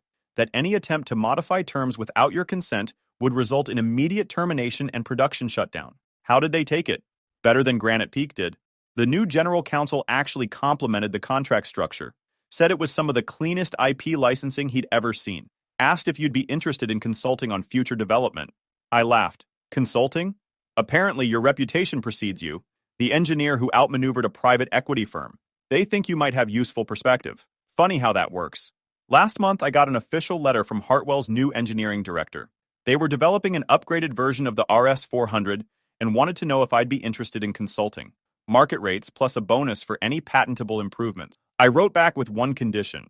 Any new patents developed during the engagement would remain my property, licensed to Hartwell under terms I'd negotiate separately. They agreed immediately. First consulting session was 2 weeks ago. Flew me out to the facility, put me up in a nice hotel. The new engineering team had already started on some promising concepts, but hit a wall with the thermal management system. Same problem I'd solved 15 years ago with a different approach. Took me about 4 hours to sketch out a solution. They looked at me like I'd performed a magic trick. The team lead, a guy named Bennett who'd been hired after the acquisition, pulled me aside after the session, said he'd heard stories about what happened with Granite Peak, said everyone in the industry had heard, asked if the rumors were true. I told him the rumors were probably conservative. He laughed. Said it was nice to finally meet the guy who taught private equity a lesson about reading contracts. Second session is next month. They're already talking about a retainer arrangement. So here's the final scorecard. Pension, $1.2 million in lifetime benefits. Fully vested. Checks arrive on the first of every month. Royalty rate, increased from 3% to 7%. That's an extra $180,000 per year compared to what I was making before. Back payments from audit discrepancies, $80,000. Turns out they'd been underreporting for years. Legal fees, $45,000. Worth every penny. Consulting income, $4,800 for that first session alone. More coming. Total cost to Granite Peak for trying to steal my patent, 3 weeks of production shutdown. Customer attrition that dropped their sale price by 20%. Legal fees north of $100,000 when you count the specialists they brought in. Douglas Brennan's career. Speaking of Douglas, 4 months after the Hartwell sale closed, Granite Peak let him go. Official reason was restructuring. Real reason was that the Hartwell situation became a case study in what not to do. The senior partners found out his hidden IP clause nearly cost them their entire investment. His position became untenable overnight. Last I heard, he was working at a smaller firm in Cincinnati. Significant step down. Someone who knew him said he'd become very careful about reviewing termination documents now. William Ashford landed at another private equity portfolio company 6 weeks after Hartwell sold. Similar role, different industry. Some people fail upward. Tom, my former colleague who'd kept me informed during the shutdown, got promoted to lead the engineering team after 2 of the senior guys quit. He called me last week to say thanks for the reference I'd given him years ago. Said the new ownership was actually listening to the engineers for once. The patent litigation specialist Granite Peak hired never did any litigation, billed them $28,000 for 3 weeks of meetings and analysis. Add it to the list. My wife and I booked a trip to Italy for next spring. First real vacation in probably 15 years. We're using the back payment money. Seemed fitting. The workshop in my garage is still running. Got a new project going that has nothing to do with sealing mechanisms. Just something interesting. No corporate entanglements. Just me and the problem. So that's the story, Reddit. 22 years at a company. 1 year from pension vesting. A CFO who thought he could bury an IP theft clause in my severance paperwork. A production line that went dark the moment they realized what they'd done. The cease and desist was 16 pages. The amended licensing agreement was 23. The smile I gave Douglas Brennan when he fired me was the same one I gave William Ashford at my retirement ceremony. Just business. Don't take it personally. They told me that first. I just said it back. Update. 3 months later. Got a few more developments worth sharing. The consulting retainer came through. 12 sessions per year at $4,800 each, plus bonuses for patentable improvements, plus travel expenses covered. The new ownership sends a car to pick me up from the airport now. Different energy entirely from the Granite Peak days. Ran into Patricia Davenport at a trade show last month. She'd heard the whole story from someone on the board. She grabbed my arm and said she was sorry about what happened after the sale. Said she'd had no idea they would try something like that. I told her it worked out fine. Better than fine, actually. She laughed. Said she always knew I was the smart one. Filed my first new patent last month. Variable temperature calibration system for the RS400 upgrade. Patent will be in my name. Licensed to Hartwell under the same terms as the original. Sandra reviewed everything. Bulletproof as usual. Douglas Brennan apparently tried to get hired at another private equity firm in Chicago. They called Granite Peak for a reference. The reference was not favorable. Word is they specifically mentioned the Hartwell situation. He ended up taking a position at a regional manufacturing company in Ohio. Director of Finance. Not CFO. Director. Probably reviews every termination document personally now. Tom called me again last week.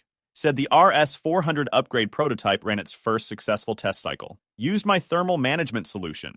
Said my name came up in the leadership meeting as someone who should be recognized when the product launches. I told him recognition wasn't necessary. The royalty checks are recognition enough. My wife finished planning the Italy trip. 3 weeks, Rome, Florence, Venice, leaving in April. She's already bought new luggage. Says we should have done this years ago, but I was always too busy working. She's not wrong. The pension check arrived yesterday. $4,247, direct deposit, right on schedule. Put most of it into the travel fund. The rest went towards some new equipment for the workshop. 22 years of keeping receipts, 18 months of garage workshop development, 15 years of royalty payments, 3 weeks of production shutdown, 1 CFO who learned an expensive lesson about reading employment contracts before trying to steal patents. They said it was just business. Turns out I'm pretty good at business. If you enjoyed this video, please hit that subscribe button. It really helps the channel, and help us bring you more and better stories. Thanks. My family told me to stay out of sight during their anniversary party. So I booked a vacation, and when the event fell apart, they came begging me to return. Family treated me like garbage for years, while spoiling my materialistic sister and her wannabe husband. I quietly built a real estate empire, then systematically destroyed their fake lifestyle when they crossed the final line. The ending will blow your mind. All right, Reddit, buckle up because this is the story of how I went from family doormat to real estate mogul to nuclear revenge legend in about 18 months. Before you start calling this fake, I've got property deeds, bank statements, and a very expensive attorney who made this all legally bulletproof. I'm Adam, 28, and I've been the family scapegoat since birth. While everyone else was partying through college, I was studying finance and real estate, learning the markets, basically living and breathing property investment, while my family saw this as boring and antisocial. My sister Madison is everything I'm not. 25, blonde, Instagram obsessed with 35,000 followers who think she's some kind of lifestyle guru. Never worked a real day in her life. Her biggest accomplishment was marrying this finance wannabe named Marcus, who makes decent money, but acts like he owns Goldman Sachs. Picture the guy who wears expensive watches he can barely afford and leases luxury cars to impress people at Starbucks. Growing up in suburban Denver, Dad owned a struggling accounting firm and Mom sold insurance part-time. Solid middle class trying desperately to look upper class. They've been bankrolling Madison's lifestyle for years, paid for her dream wedding that cost more than most people's cars, her apartment deposits, car payments, basically everything while I've been financially independent since 19. Madison used to mock me constantly. Adam's playing with his boring spreadsheets again. When are you going to get a real job instead of buying ugly houses? Marcus makes more in bonuses than you make all year flipping dumps. Well, about that. 3 years ago, I started buying distressed properties in up-and-coming Denver neighborhoods. While everyone else was chasing trendy investments, I was quietly accumulating rental properties and fix and flip projects. Worked 16-hour days, lived in a basic apartment, drove a used Honda, basically looked broke while building an empire. Last month, I sold my portfolio to a major real estate investment firm for $8.2 million. Overnight, I went from family disappointment to multimillionaire. Did I announce this immediately? Not a chance. I kept quiet and watched them plan their big family Christmas gathering. Same routine every year. Madison gets treated like royalty, while I'm expected to smile and pretend her husband isn't a complete fraud. But this year was different. December 18th, I'm helping Mom with party prep, because somehow I'm still the free labor when I overhear Madison talking to Marcus in the living room. I honestly can't believe we have to pretend Adam's opinion matters, she's saying. He's such a loser. Lives in that crappy apartment, drives a Honda, probably makes like $50,000 buying broken houses. It's embarrassing having him around successful people. Marcus laughs. Your parents need to stop enabling him. He's almost 30 and still playing with Monopoly houses in real life. Then, Madison drops the line that sealed her fate.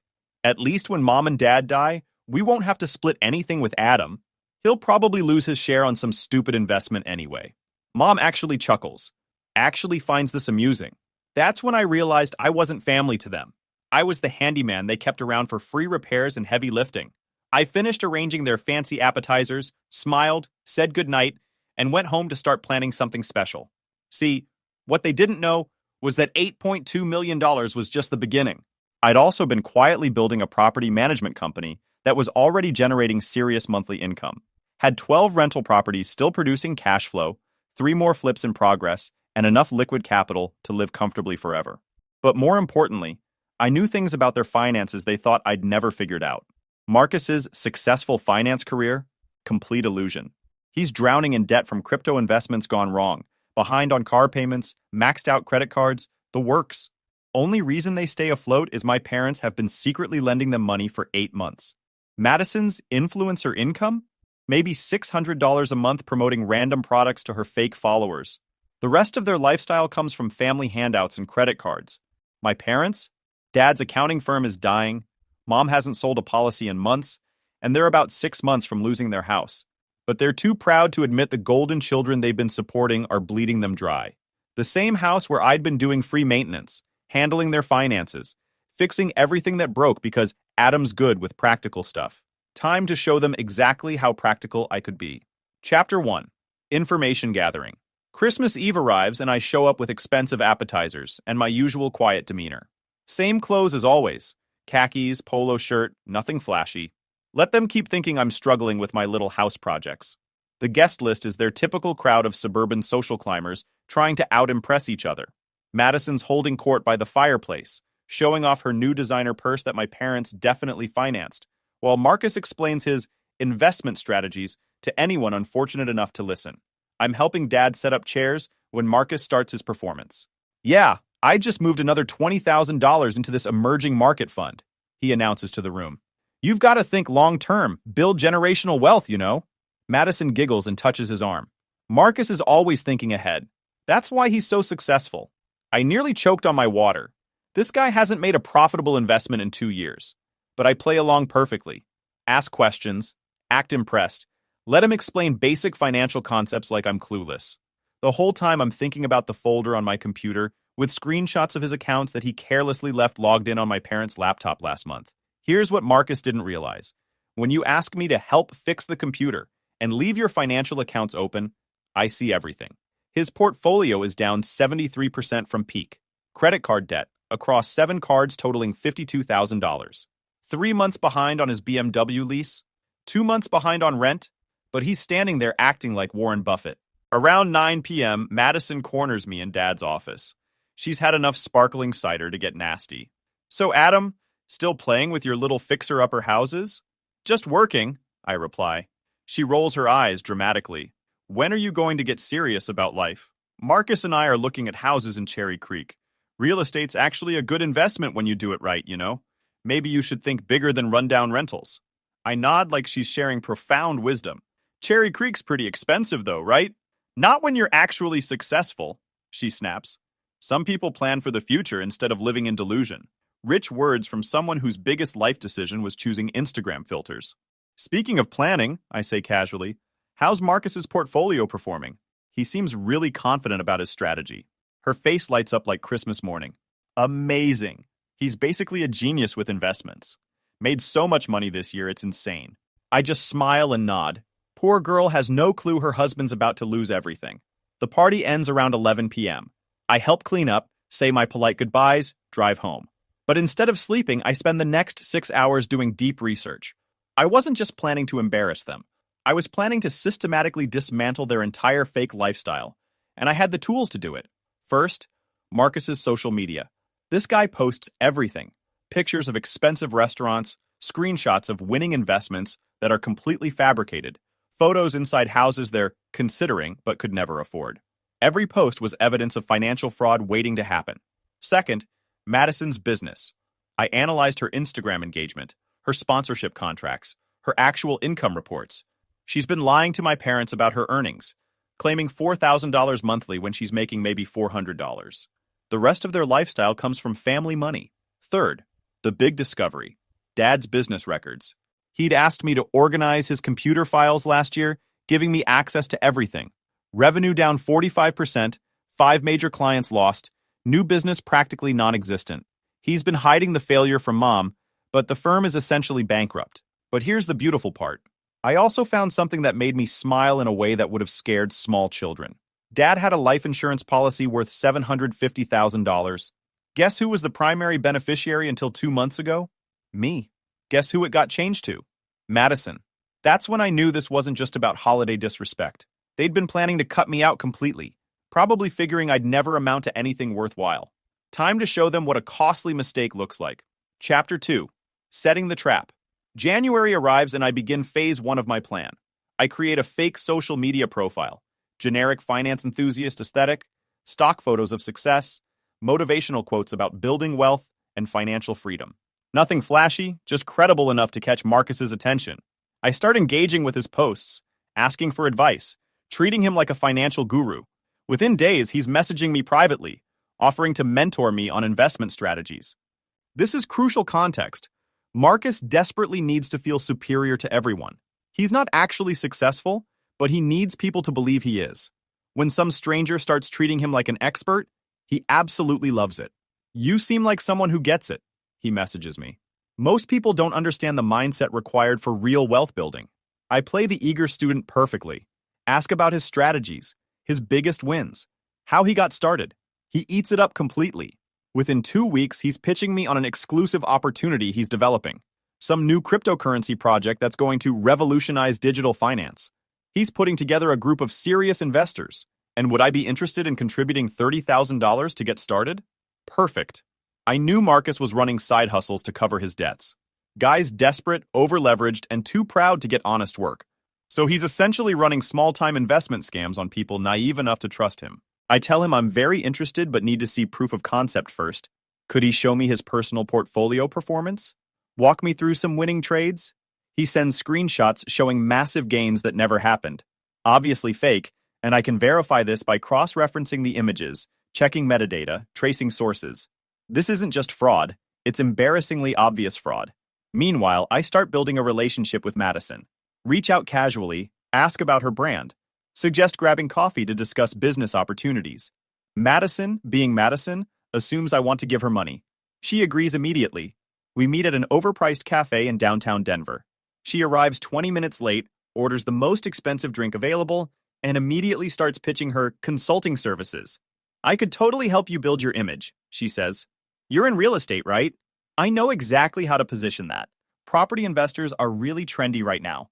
I nod along while she explains her strategy for growing my personal brand. Complete nonsense, obviously, but I let her talk while recording everything. Then I drop the hook. This sounds incredible, Madison. What kind of investment are we talking about? If I wanted to go all in on building my profile, her eyes light up like jackpot symbols. Well, for someone serious about really building something major, I'd recommend starting with $40,000. That covers content creation, professional photography, sponsored partnerships, the complete package. $40,000 for Instagram posts from someone with fake followers and zero business sense. That seems very reasonable, I say. Let me consider it. She's practically vibrating with excitement, probably already spending the money mentally, but I'm not planning to give her anything. I'm just documenting their scams, their fake lifestyle, their desperate money grabs. Because in 2 weeks, I'm going to systematically destroy their entire world. The third component involves my parents. I start visiting more frequently, helping with computer issues, being the dutiful son. Really, I'm installing monitoring software, email trackers, financial programs giving me real-time access to their accounts. Some might think this crosses lines, but remember, these people removed me from a $750,000 life insurance policy while I was still helping pay their bills. They made their choice. Dad starts discussing family financial planning with me. Wants to know if I'd be interested in more responsibility as they age. Of course, Dad, I say. Family comes first. The irony could cut glass. By the end of January, I have everything needed. Marcus's fraud evidence, Madison's scam attempts, my parents' real financial situation, and most importantly, their complete trust that I'm still the harmless disappointment they can manipulate. Time for Phase 2. Chapter 3. The Execution. February 14th, Valentine's Day. Perfect timing for what I had planned. I wake up and transfer $3.2 million from my real estate sale into a new investment account. Not because I need to, but because I want them to see exactly how much money their failure son actually controls. Then I call my attorney, the expensive one I hired after the property sale. We have extensive business to discuss. I need several documents prepared, I tell him. Fraud reports, cease and desist orders, and documentation for civil lawsuits. What type of fraud are we discussing? I send him my evidence folder. Marcus's fabricated trading screenshots, Madison's inflated income claims, copies of loan applications where they lied about finances, everything. This is quite comprehensive, he says after reviewing. Are you certain you want to proceed? These are family relationships. Not anymore. At 2 p.m., Marcus receives his first surprise. Cease and desist letter delivered by courier, plus formal notification that he's being reported to financial regulators for investment fraud and securities violations. The evidence package includes screenshots of him soliciting investments for non-existent opportunities, falsified portfolio statements, and records showing he's taken money from at least 8 people for investment programs that never existed. Beautiful detail. He's been using my parents' address for business correspondence. When investigations begin, they'll involve the family house, mailbox, financial records, everything. Madison gets her package at 3 p.m. Notification of IRS reporting for tax fraud and unreported income. Turns out she's been claiming extensive business expenses for her consulting career, while earning basically nothing. Fake business trips, expensive equipment purchases that never happened, professional services she never used, also included. Detailed breakdown of every lie she's told my parents about her income, with bank records showing reality. At 4 p.m., my parents received their surprise. Formal notice that homeowners insurance is being canceled due to undisclosed business activities conducted from the residence. When Marcus used their address for his investment scheme, he technically converted their house into a business location. Residential insurance doesn't cover that. Since they can't afford commercial coverage, they're about to become uninsured homeowners with an outstanding mortgage. At 5 p.m., I send a comprehensive email to Madison's entire contact list, everyone she's ever pitched her consulting services to. Subject line: The truth about Madison's business.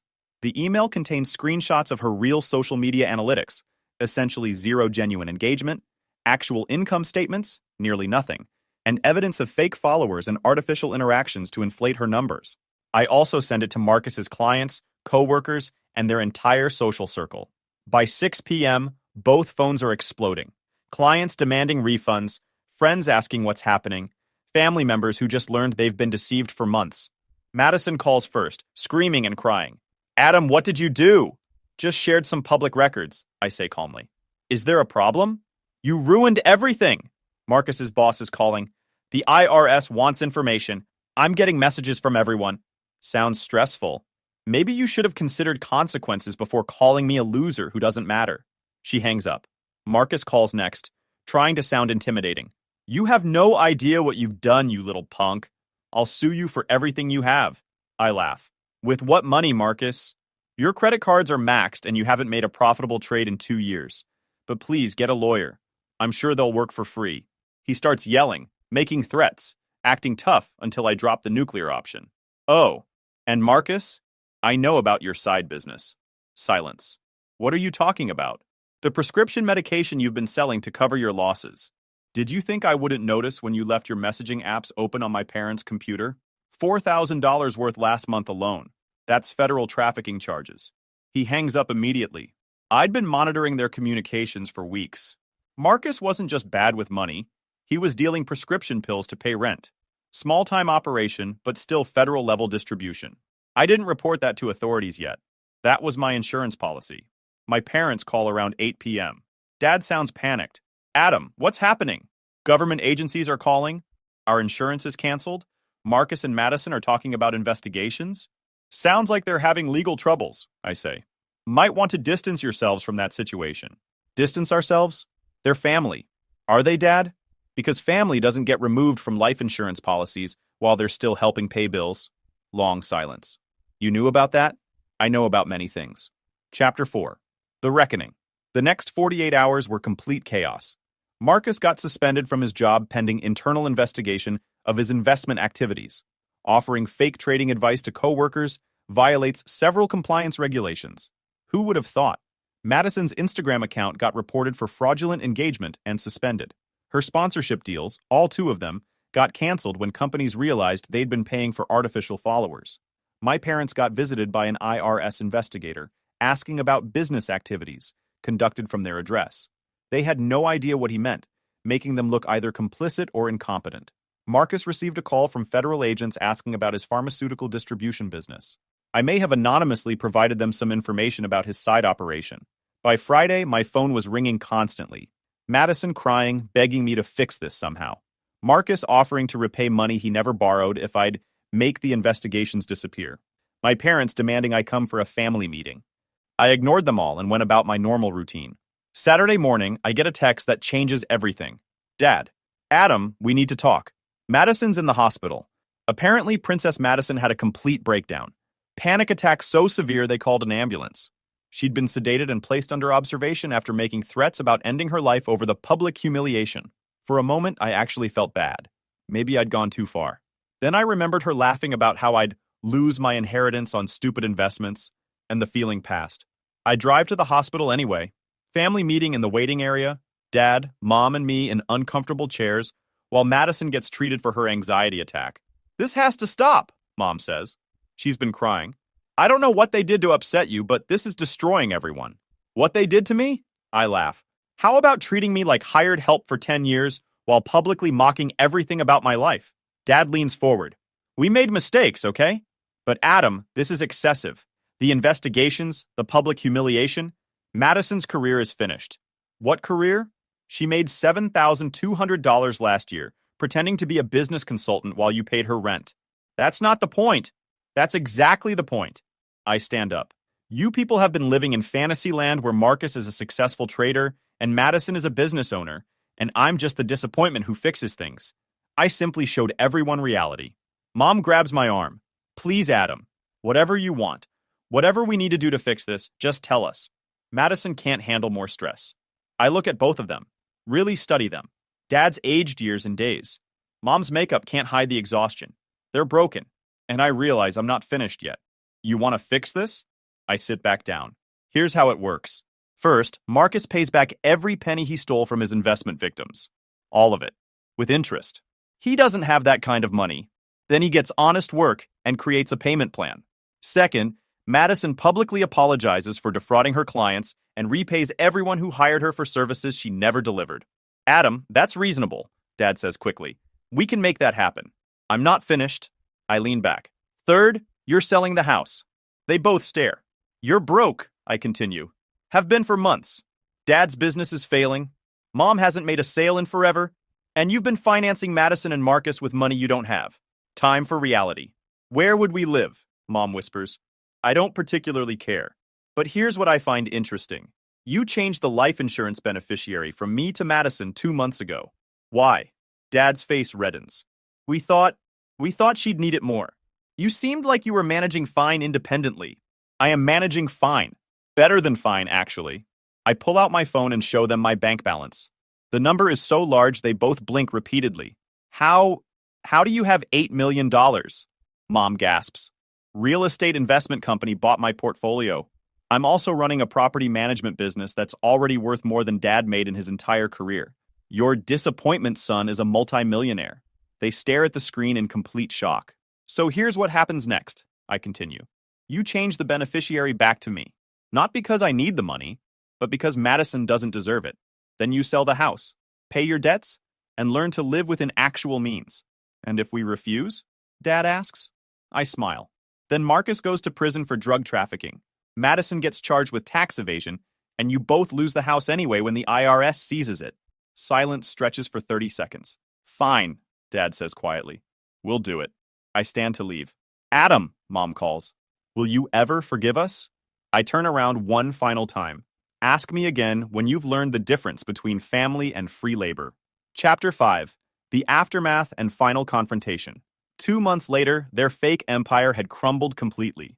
Marcus got fired from his finance job and took work at a used car lot making $32,000 annually. Turns out SEC investigations make you unemployable in legitimate finance. He had to move back with his parents and surrender the BMW drug charges got dropped after he provided information about his supplier. But he's still facing federal fraud charges. His attorney thinks he'll get probation and community service if he pays full restitution. Madison's consulting career died entirely. She tried starting new social media accounts, but the internet has a long memory. Every platform banned her for fake engagement within days. She's now working retail at a department store, living with our aunt because she can't afford her own place. My parents sold their house and moved into a small apartment. Dad finally admitted his accounting firm was bankrupt and took a position with a large firm. Mom's working reception at an insurance office. Their combined income is roughly half what they used to pretend to make. Meanwhile, I'm thriving like never before. My property management company signed a $12 million development contract last month. I bought a house in the mountains, twice the size of my parents' former place, with views that cost more than Marcus's annual salary. I drive a Tesla because I can, and because it's silent when I arrive at family gatherings. Which brings me to last week's event. Madison had been trying to contact me for months. Messages through relatives, showing up at my office. Security escorts her out, basically stalking me because she desperately needs something. Finally, our cousin Andrea convinced me to meet them for dinner. Just give them a chance to apologize properly, she said. So I agreed. Selected an expensive steakhouse downtown, the kind of place they used to take me when they wanted to show off, except now I'm paying and they know it. I arrive in a custom suit looking like the successful businessman I've become. They're waiting in the corner booth looking like they've been through a tornado. Marcus is wearing a discount store shirt and looks like he's lost significant weight from stress. Madison's makeup can't hide the exhaustion, and she's dressed like she's interviewing for entry-level positions. My parents just look defeated. I sit down and order an expensive meal without checking prices. Thanks for coming, Dad says carefully. We know you didn't have to. No, I didn't. I don't offer them any pleasantries. What do you want? Madison speaks first, her voice shaky and nothing like the confident person who used to mock me. Adam, I'm sorry. I'm really, truly sorry about everything I said. I was completely wrong about you, and I treated you terribly. And I know I don't deserve forgiveness, but I'm asking anyway. I don't react. Just take a bite and wait. Marcus clears his throat. I owe you an apology too, man. I was completely out of line, and I said things that were wrong. You had every right to be angry. Angry? I laugh. I wasn't angry, Marcus. I was strategic. He flinches visibly. Mom reaches toward me, then pulls back. We all made terrible mistakes. We took you for granted, we treated you unfairly, and we're genuinely sorry. We want to make this right. I lean back. How exactly? They exchange glances like they've rehearsed this. We know we can't undo what we did, Dad says. But we're family, and we want to rebuild that relationship. Maybe we could start fresh? Start fresh, I repeat. What would that look like? Madison jumps in eagerly. We could spend time together, include you in decisions, treat you with the respect you always deserved. I asked the respect I deserved. I smile. What do you think I deserve, Madison? She stumbles over words. I don't know. Whatever you want. We just want you back in our lives. That's when I decide to end this charade. What I want is for you to be honest about why you're really here. They all freeze. This isn't about apologies or family relationships. You're here because you're broke, desperate, and hoping I'll bail you out. Again, Dad's face goes red. That's not. Dad owes $67,000 in back taxes and is behind on apartment rent. Mom's car got repossessed. Marcus faces $180,000 in restitution he can't afford. Madison needs $12,000 for legal representation because the IRS is garnishing her wages. Their faces go pale as I recite their problems like a shopping list. Want to know how I know this? Because I still monitor the financial systems I set up. Because you never changed passwords. Because you're all still naive enough to think I'm the same harmless person you can manipulate. The silence is deafening. So let's skip the fake apologies and discuss the real issue. How much money do you need? The look on their faces was priceless. Like I'd stripped them naked in public. Madison starts crying first. Adam, please. I know we messed up, but I'm drowning. The IRS is taking half my paycheck. I can barely buy food. And my attorney says without representation, I could face jail time. Maybe you should have considered that before committing tax evasion. Marcus tries being tough one more time. Look, I understand you're upset. I'm not upset anymore, Marcus. I'm entertained. This is the most fun I've had in years. Dad leans forward desperately. Adam, what do you want us to say? We're sorry. We were wrong. We treated you badly. We know that. But we're still family. No, we're not. I look at each of them. Family doesn't remove their son from inheritance policies while he's paying their bills. Family doesn't mock their brother's career while living off parents' money. Family doesn't call their child a loser who doesn't matter. Mom is crying now. We never meant... Yes, you did. I pull out my phone and play an audio recording from Christmas Eve when they thought I was outside. Madison's voice comes through clearly. At least when Mom and Dad die, we won't have to split anything with Adam. He'll probably lose his share on some stupid investment anyway. Then Mom's laughter. I stop the recording. You meant every single word. Dead silence except for Mom's crying. But you know what? I'm feeling generous tonight. I signal for another course. I'm going to make you all an offer. One-time deal to solve all your problems. They lean forward like starving animals. I'll pay off all debts. Dad's taxes, Mom's car, Marcus's restitution, Madison's legal fees. Everything. Clean slate. Hope fills their eyes. In exchange, you sign legal documents waiving any claim to inheritance, family assets, anything with my name attached. Forever. You also sign agreements never to discuss my financial situation with anyone. That's reasonable, Dad says quickly. We can do that. I'm not finished. I smile. You also publicly acknowledge what you did. Marcus admits to investment fraud and apologizes to everyone he scammed. Madison admits to faking her business success and apologizes to everyone she deceived. Mom and Dad admit they enabled both while treating their other son terribly. Public how? Madison asks nervously. Social media posts, local newspaper, letters to everyone in your social circle. Complete confession and apology. Marcus goes white. That would destroy us socially. No one would ever... No one respects you now, I interrupt. At least this way you'd have integrity for once. Silence while they consider it. If we do this, Mom asks quietly, would you want a relationship with us again? I actually laugh out loud. You want me to pay hundreds of thousands to clean up your disasters, publicly humiliate myself by association, then pretend we're a happy family? We're trying to make things right, Dad snaps. No, you're trying to make things convenient. For you. I stand and place money on the table.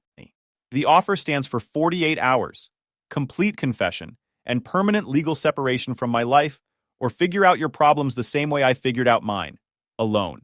Madison grabs my arm as I'm leaving. Adam, please, I'm begging you. I know I don't deserve help, but I'm desperate. I'll do anything. I look down at her hand, then into her eyes. For a brief moment, I see something that might be genuine remorse instead of just desperation. Anything? I ask. She nods frantically.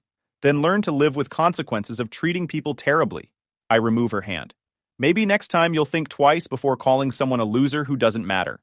I walk out and drive to my beautiful house with my incredible view, leaving them with a dinner check they probably can't afford. 2 days later, I receive 4 emails. Legal documents, signed and notarized. Public apologies posted across social media. Complete confessions and detailed explanations of how they treated me. I transfer the money that afternoon. $284,000 total. Enough to solve their immediate problems and give them an undeserved fresh start. But here's the beautiful part. I don't feel generous. I feel like I just paid $284,000 to never deal with their drama again. Best money I've ever spent. My attorney calls to confirm all documents are legally binding. Congratulations, he says. You're officially free of them forever. I sit by my pool watching sunset over the mountains. My phone buzzes with a text from Madison. Thank you, Adam. I know I don't deserve it, but thank you. I delete it without responding. 6 months later, I hear through Andrea that they're doing better. Marcus is making steady victim payments and hasn't been arrested. Madison's working full-time and living within her means for the first time ever. My parents are adjusting to middle-class reality, but they're stable. Good for them. I'm doing better than better. My company just got valued at $45 million. I'm dating a brilliant architect who finds my family drama hilarious. I bought a cabin where I go to plan developments in peace. Sometimes people ask if I regret being so harsh, if I think I went too far. I tell them about Christmas dinner, where Madison called me a loser who didn't matter. About years of being treated like unpaid maintenance while they praise their golden child. About being removed from inheritance policies while still paying their bills. Then I show them a picture of my house. Revenge isn't about hurting people, I explain. It's about showing them exactly who they chose not to respect. And sometimes, if you're really lucky, it pays for itself with interest. My cop brother stole my car, hit a child, and ran away. Then my parents tried to frame me for it, saying, his son can't be raised fatherless, don't be heartless. So I made them regret it. All right, Reddit. This happened about a year ago, and I'm still dealing with the aftermath. My family tried to throw me under the bus for a hit and run my cop brother committed, then acted shocked when I scorched the entire earth. Buckle up, this one's wild. I'm 29, work as an industrial equipment inspector for manufacturing plants across the Midwest. Not glamorous, but it pays well, and I get to travel without being gone for weeks at a time. I inspect machinery, write reports, make sure companies aren't violating safety regulations that could get workers killed. It's satisfying work, and the pay lets me live comfortably in Indianapolis. I've got a 2019 Honda Accord that I bought certified pre-owned 3 years ago. Nothing fancy, just reliable transportation with decent gas mileage, since I drive about 800 miles a week for work. Silver exterior, black interior, always kept clean, because first impressions matter when you're walking into factories to tell them their equipment is garbage. The Accord had 28,000 miles when I bought it, came with the extended warranty and maintenance records going back to day one. Previous owner was some corporate guy who only drove it to the office and back. I added window tint, upgraded the floor mats, and installed a dash cam after reading too many insurance scam stories online. That dash cam decision ended up being the smartest thing I ever did. My family situation is complicated, which is putting it mildly. Got 2 brothers and a sister. I'm the middle kid, which basically meant I was invisible growing up, while everyone focused on my older brother Ryan and younger sister Jessica.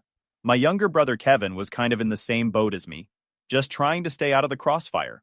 Ryan's 33, been a cop for 8 years, married to his high school sweetheart Danielle, and they've got a 4-year-old son named Aiden. Ryan's the golden child, always has been. Star quarterback in high school, Joined the force right after college. Became the family hero. My parents worship the ground he walks on. Dad was a cop for 35 years before retiring, so Ryan following in his footsteps basically made him untouchable in our family. Mom treats him like he personally invented law enforcement. Every holiday, every family gathering, it's all about Ryan's latest work stories, or Aiden's latest accomplishments, or how proud they are of his career. Me? I'm just the son who inspects machinery. Not heroic enough. Not interesting enough.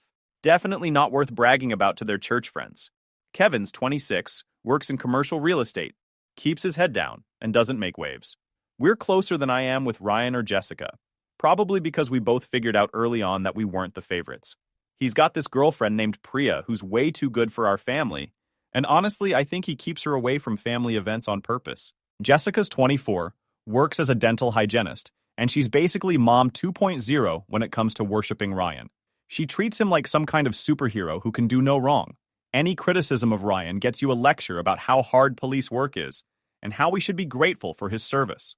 Family gatherings were always awkward for me. I'd show up, make small talk, eat mediocre casserole, and leave as soon as it was socially acceptable. Stopped going to as many after I realized nobody actually cared if I was there or not. They'd spend the whole time fawning over Ryan while I sat in the corner, like a potted plant. My parents still lived in the same house they bought in the 80s, this ranch-style place in a suburb north of Indianapolis. Dad spent his entire retirement puttering around the garage and watching cop shows, living vicariously through Ryan. Mom ran the neighborhood watch and organized church bake sales, probably telling everyone about her amazing police officer son every chance she got. I kept my distance but stayed in contact, called Mom once a week, showed up for major holidays, sent birthday cards. The bare minimum to not be labeled the disrespectful son. March 15th started like any other Thursday. I had 3 plant inspections scheduled, one in Kokomo at 9 a.m., another in Marion at 1 p.m., and a final one in Muncie at 4 p.m. Classic Indiana Triangle route that would put me back home by 7 p.m. I'd mapped it out the night before, printed my inspection checklists, and had my equipment bag packed in the trunk. Woke up at 6 a.m., showered, made a protein shake, and instant oatmeal. My typical routine, grabbed my work bag, headed to my apartment parking lot, and immediately noticed my car was gone. My first thought was it got stolen. I'm standing there in the parking lot at 6:30 in the morning, staring at the empty spot where my Accord should be, mentally calculating how long it's going to take to file a police report and rent a car so I don't miss my inspections. Then I got a text from Ryan. Borrowed your car, mine's in the shop. We'll bring it back tonight. No asking permission. No heads up the night before. Just took my car like it was community property. I called him immediately. Straight to voicemail. Texted back, what do you mean you borrowed it? I have work today and need my car now. No response. Called again. Voicemail. I was furious but also stuck. I needed transportation and my insurance wouldn't cover a rental for a theft that wasn't technically a theft since family took it. Ended up calling Kevin, who thankfully was working from home and could loan me his Nissan Altima for the day. Kevin met me at a coffee shop halfway between our places at 7 a.m. looking annoyed. Ryan just took your car? Apparently his truck's in the shop and he helped himself to mine. Did he at least ask? What do you think? Kevin shook his head. Classic Ryan. Do whatever you want, everyone else deals with it. I'm gonna lose it if he put any scratches on it. Want me to call him? Already tried, he's ignoring me. Kevin tossed me his keys. Don't worry about bringing it back tonight. I'll work from home tomorrow too if needed. But seriously, you need to set some boundaries with him. Been trying that for 29 years. Hasn't worked yet. I drove to my inspections in Kevin's car, stewing the entire time. The Kokomo plant had a failing hydraulic press that nearly took off a worker's hand last month. Wrote them up for immediate correction. The Marion facility needed new ventilation systems in their welding department. The Muncie plant was actually in decent shape, just routine inspection. Finished up around 6 p.m. and headed back to Indianapolis. My phone had been silent all day. No calls from Ryan, no texts, nothing. Then at 6:47 p.m., my phone exploded. Mom called first. You need to come to the house right now. What's wrong? Just get here. Now. She sounded panicked. Mom, I'm an hour away. What's going on? Your brother needs you. My stomach dropped. Which brother? Ryan. There's been an accident. Is he okay? Just get here. She hung up. I immediately called Ryan. Voicemail. Called Kevin. No answer. Called Jessica. No answer. My mind was racing through possibilities. Was Ryan hurt? Did something happen on duty? Why was everyone being so cryptic? I pushed Kevin's Altima to 80 miles per hour on I-69, making the drive in 45 minutes instead of an hour. Pulled up to my parents' house at 7:35 p.m. to find Ryan's police truck in the driveway, along with Jessica's Toyota and my parents' Buick, and my Honda Accord, parked on the street with visible front-end damage. My car had a massive dent in the front bumper, the hood was crumpled on the passenger side, and the right headlight was completely shattered. I stood there staring at it, trying to process what I was seeing. I walked up to the house and didn't even knock. Went straight in. The entire family was in the living room.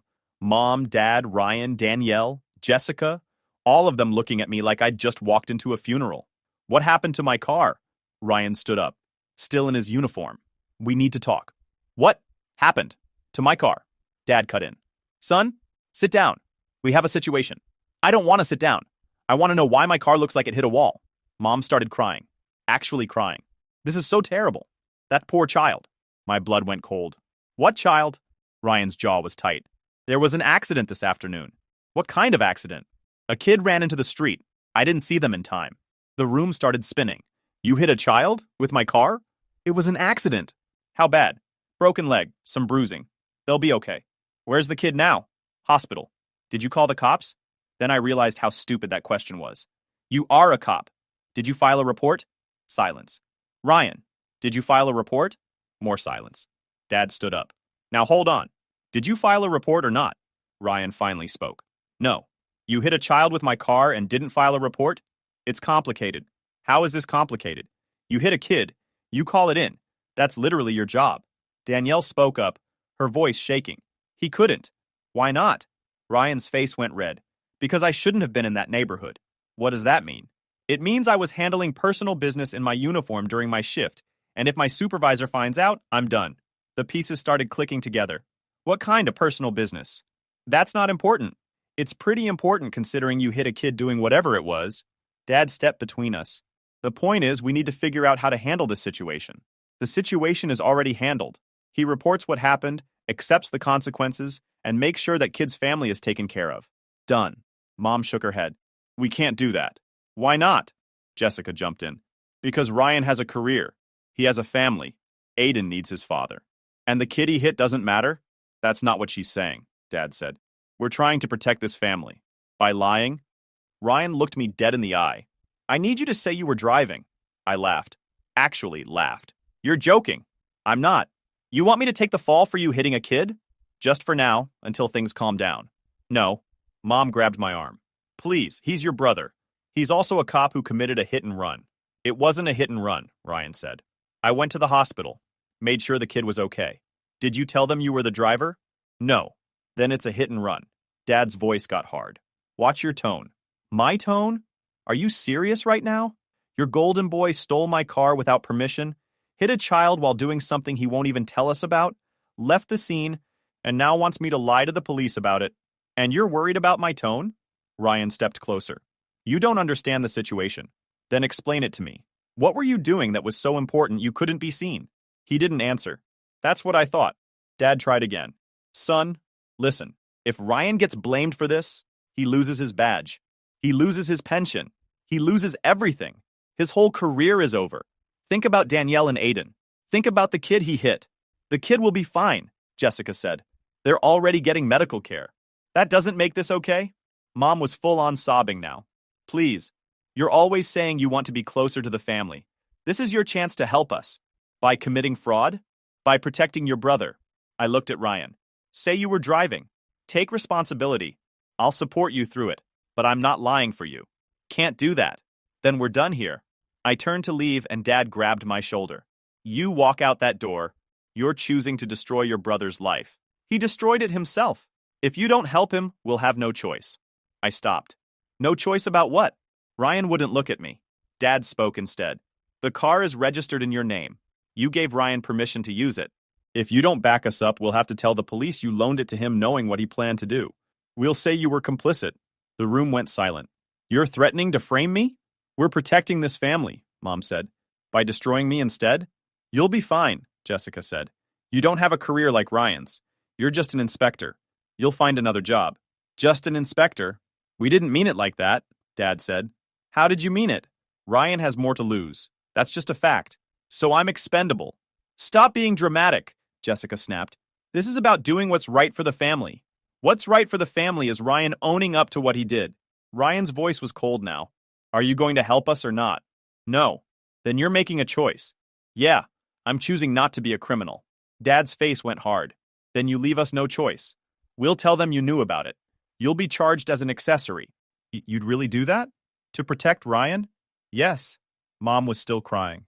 Why are you making this so difficult? Just help your brother, please. I looked at each of them. My parents, my siblings, my sister-in-law, all of them staring at me like I was the villain for not wanting to take the fall for a hit and run. I'm leaving. Where are you going? Dad demanded. To a lawyer. Don't you dare. I walked out, got in Kevin's car, and drove away, while they all stood on the porch yelling at me. My hands were shaking so bad I had to pull over 3 blocks away. Here's where being thorough saved my life. Remember that dash cam I installed? The one I added after reading too many insurance scam stories? That thing had been recording the entire time Ryan had my car. I got home around 9 p.m., went straight to my laptop, and pulled up the dash cam app.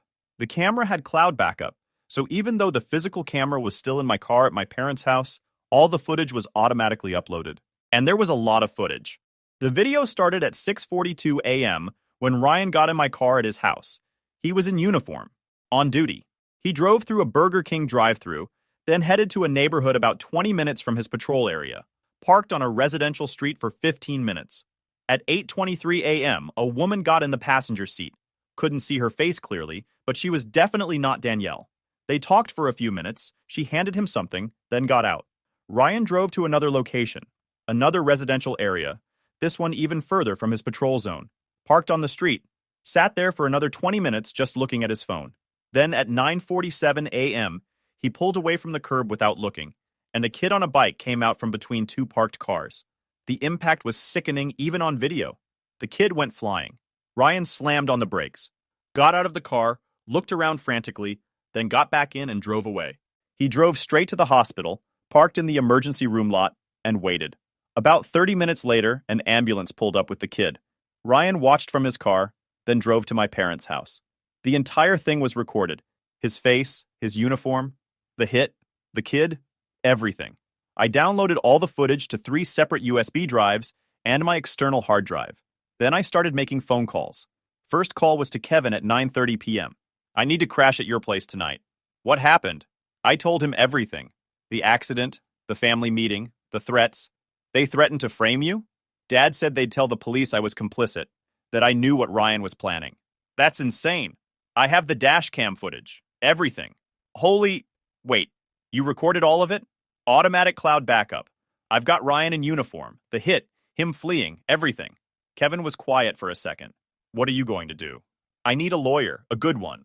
I know a guy. Defense attorney who handled a friend's DUI last year. Smart guy, doesn't mess around. Can you text me his info? Give me 5 minutes. Thanks. And Kevin? They're probably going to come after you next for helping me. Let them try. Kevin texted me the lawyer's contact info at 9:43 p.m. Name was Robert Bishop. Had a practice downtown specializing in criminal defense and civil litigation. I called him at 9:45 p.m., expecting voicemail. He actually answered. Bishop Law Office. Mr. Bishop, my name is Daniel Hayes. I need help with a situation involving a police officer and a hit and run. Listening. I explained the whole thing. My brother taking my car, the accident, the threats, the dashcam footage. Do you have the footage with you? Yes, multiple copies. Good. Don't show it to anyone. Don't tell anyone else you have it. Can you come to my office tomorrow morning? What time? 7 a.m., before anyone realizes you've lawyered up. I'll be there. Bring everything. The footage, any text messages, any documentation of your car ownership, everything. Okay. And Mr. Hayes, don't talk to your family. Don't answer their calls. Don't respond to texts. Radio silence until we meet. Got it. See you tomorrow. I spent the night at Kevin's apartment, barely sleeping. My phone blew up with texts and calls from my family. Mom, please call me. We need to talk about this rationally. Dad, you're making a huge mistake. Call us. Jessica, you're really going to destroy Ryan's life over this? Think about Aiden. Ryan, last chance to make this right. Danielle, how can you do this to your nephew? I didn't respond to any of them. I met Robert Bishop at his office at 7 a.m. sharp. Mid-40s, expensive suit, the kind of guy who looked like he'd seen everything twice. Show me what you've got. I pulled out my laptop and played the dash cam footage. All of it. He watched without saying a word, taking notes on a legal pad. When it finished, he sat back. This is pretty clear cut. What do I do? First, we're going to make sure you're protected. Your family is threatening to make you an accessory to this, which means we need to get ahead of it. We're going to the police today. Today? Right now, before your family can spin this. We're going to walk into the police station, hand over this footage, and give a full statement about what happened. You're going to tell them your brother took your car without permission. You only found out about the accident last night, and your family tried to coerce you into taking the blame. They're going to lose their minds. Good, let them. You'll be on record as the one who came forward voluntarily. That's huge. What about the threats?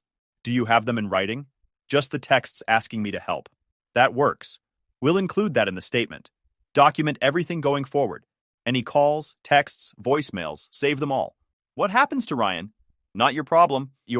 But realistically, he's looking at leaving the scene of an accident, failure to report, possibly obstruction, if they can prove he was doing something illegal when it happened. His career is over. My family is going to hate me. They already tried to destroy you to save him.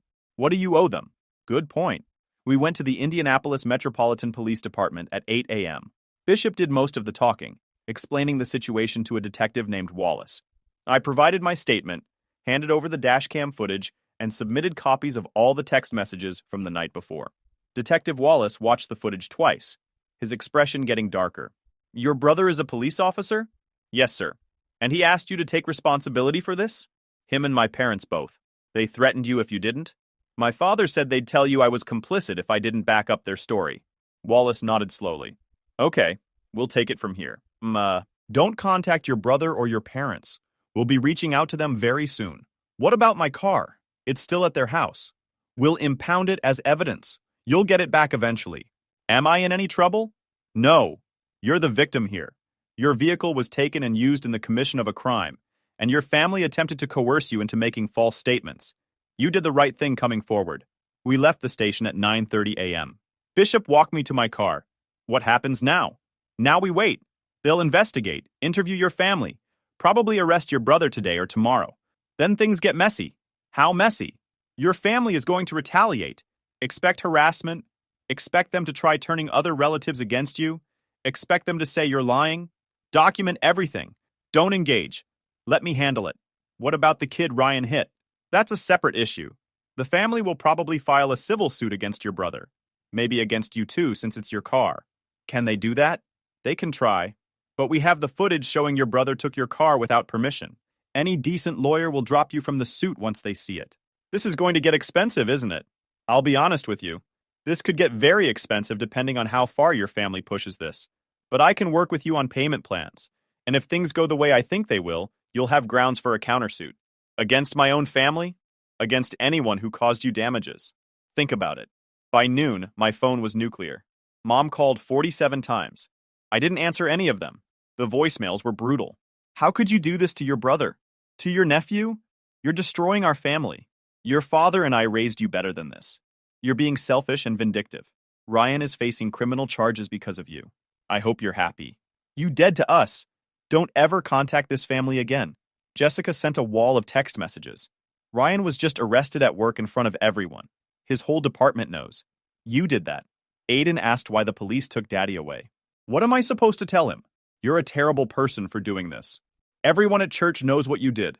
Nobody wants anything to do with you. Danielle's messages were worse. You took my husband away from our son. Over what? Your stupid car? I hope you never have kids because you'd be a terrible father. Ryan was just trying to help someone, and you destroyed his life. Dad called once. Left one voicemail. You made your choice. You're not welcome in this house anymore. You're not family. Don't ever contact your mother again. You killed her. I saved everything. Forwarded it all to Bishop. Kevin called at 1 p.m. Did you hear? Hear what? Ryan's been arrested. They suspended him pending investigation. It's all over the local news. Already?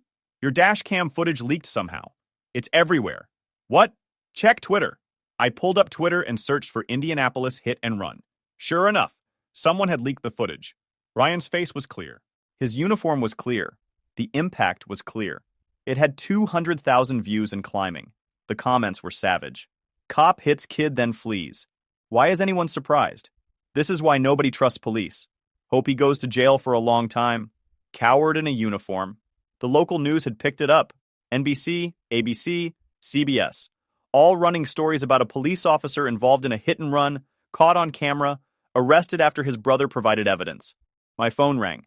Unknown number. Hello? Mr. Hayes? This is Jennifer Ortiz with Channel 13 News.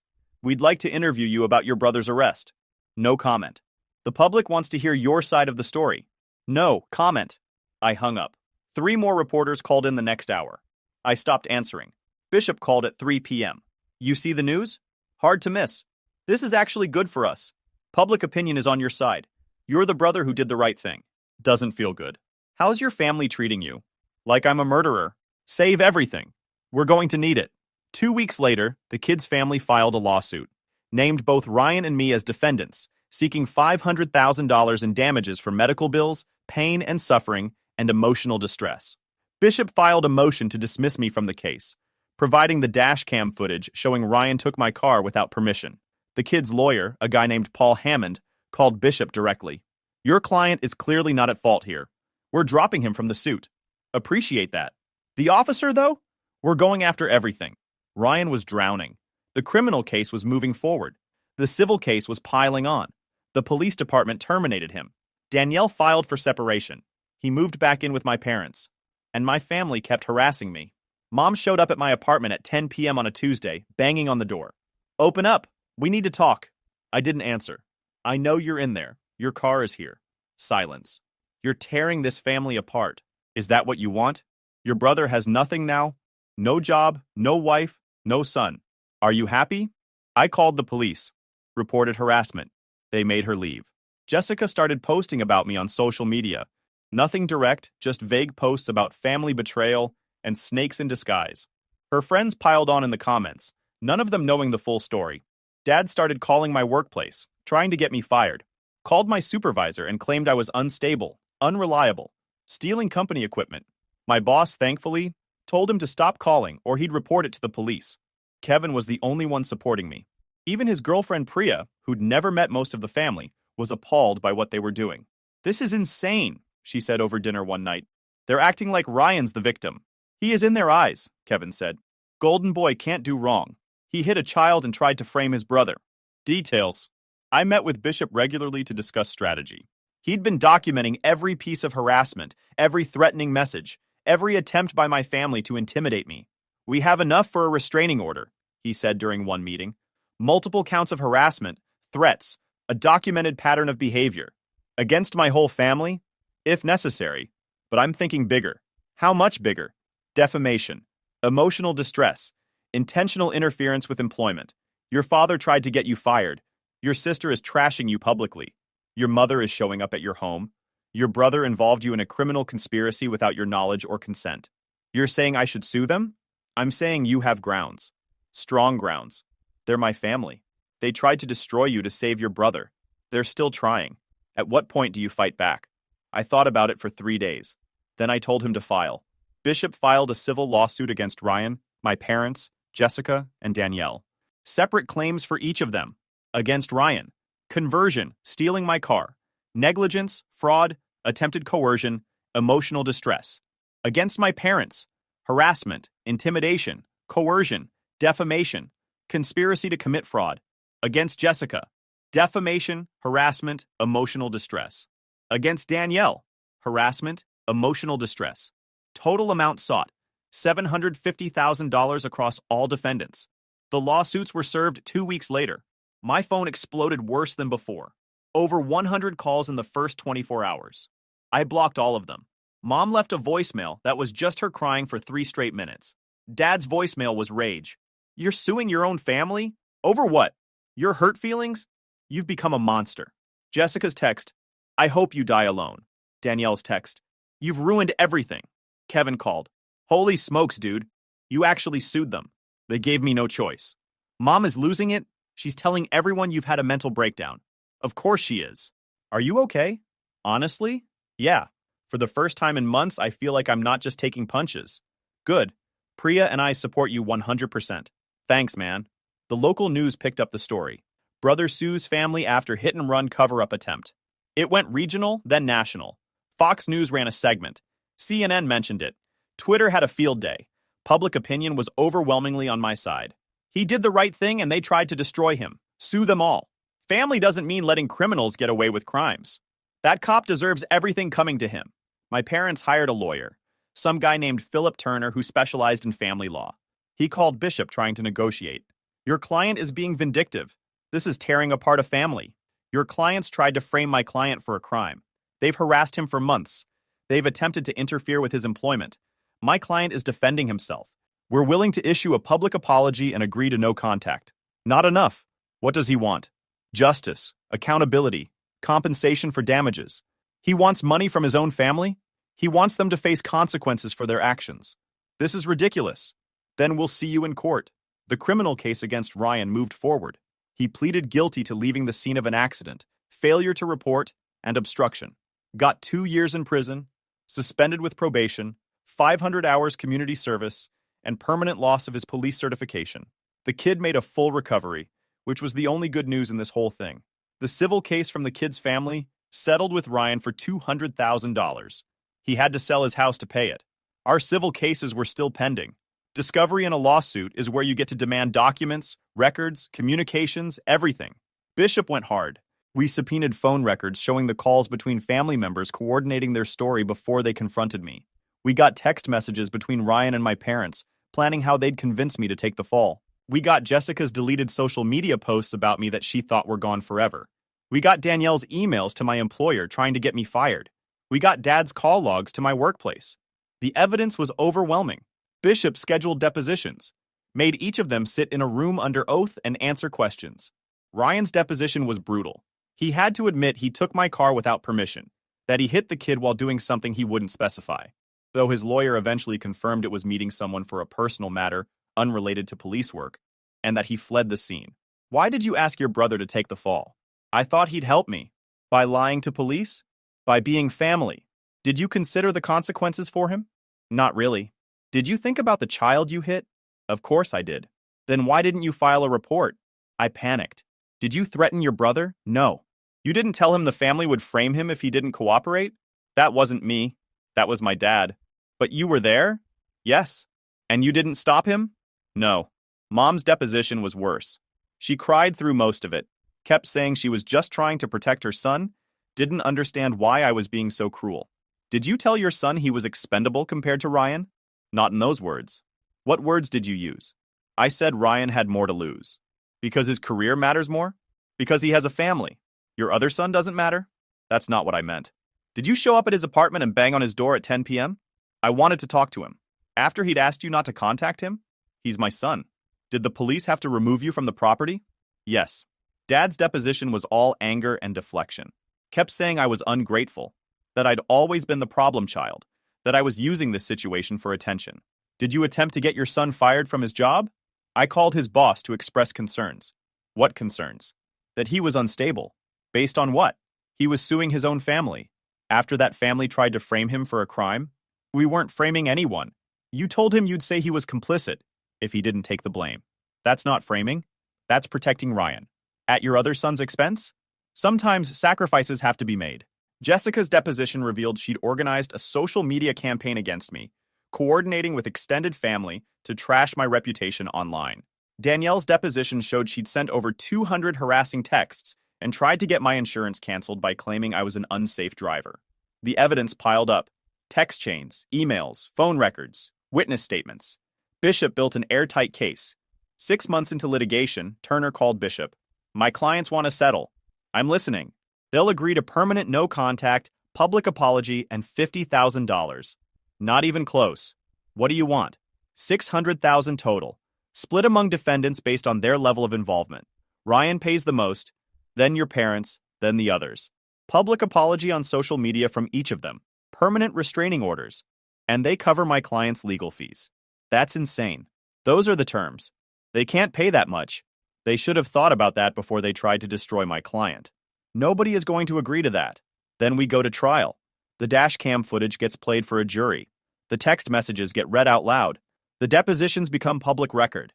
Your clients get exposed as people who hit children and try to frame innocent family members. How do you think that plays? Turner hung up.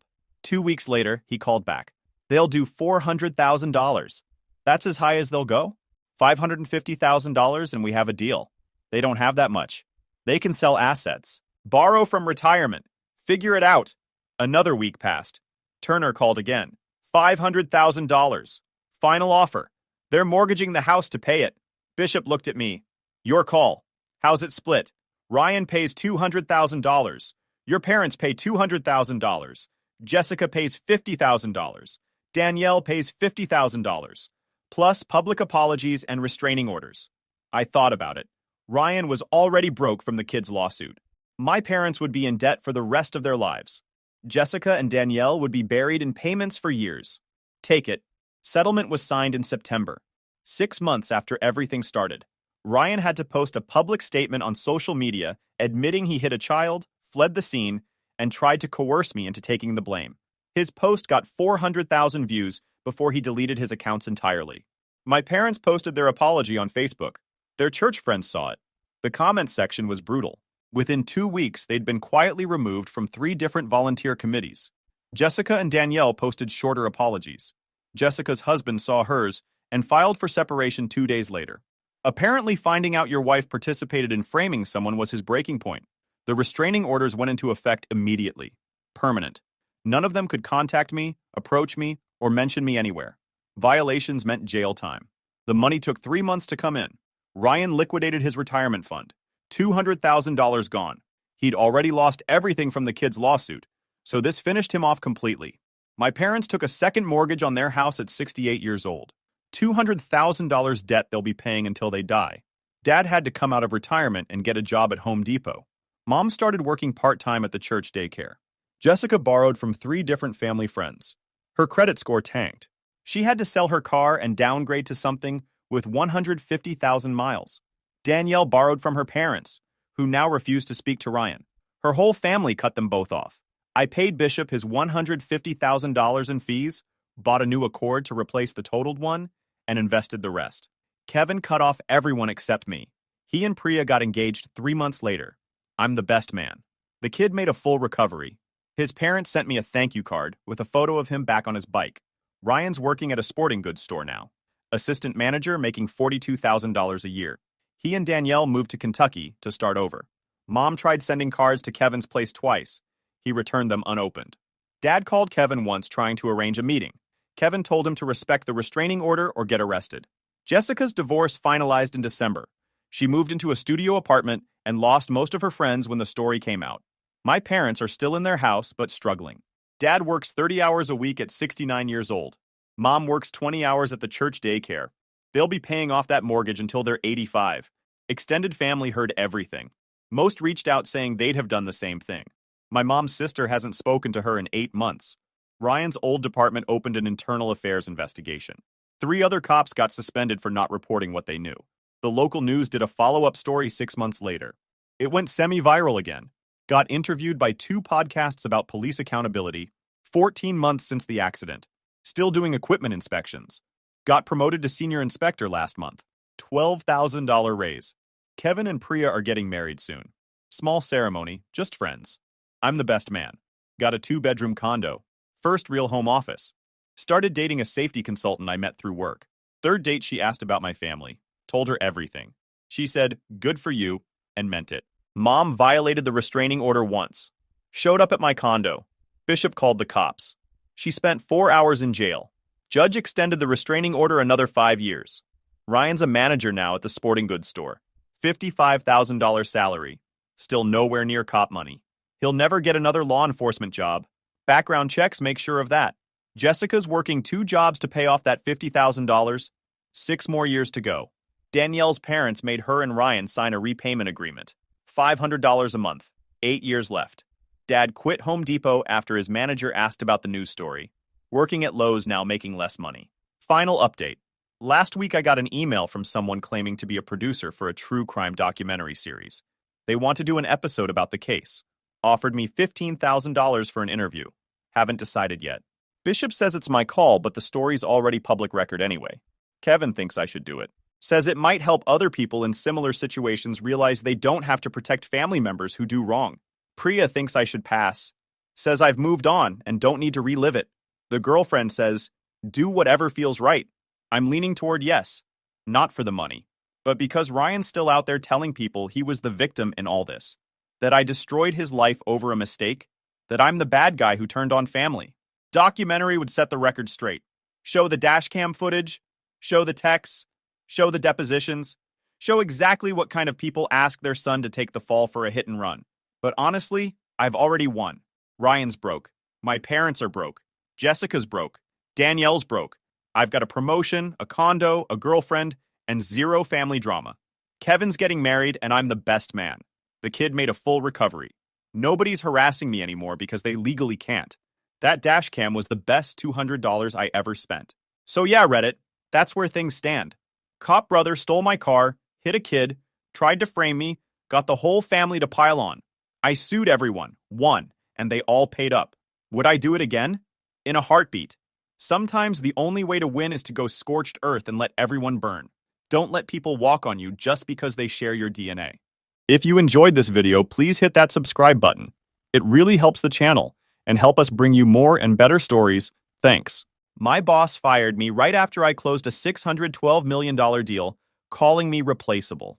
They didn't realize the client only recognized my name on the deal. When everything collapsed, a competitor recruited me immediately, and my old company. Watched the contract walk out the door with me. Hey Reddit, my company tried to push me aside on a major project. When I didn't play along, they cut me loose. They thought that was the end of it. Turns out they had no idea what mistake they'd made. Let me start from the beginning. My name's Theo Cooper. I'm 39, and until recently, I worked as a senior contracts lead at Eastmark Systems. If the title sounds boring, that's because it is. But it mattered.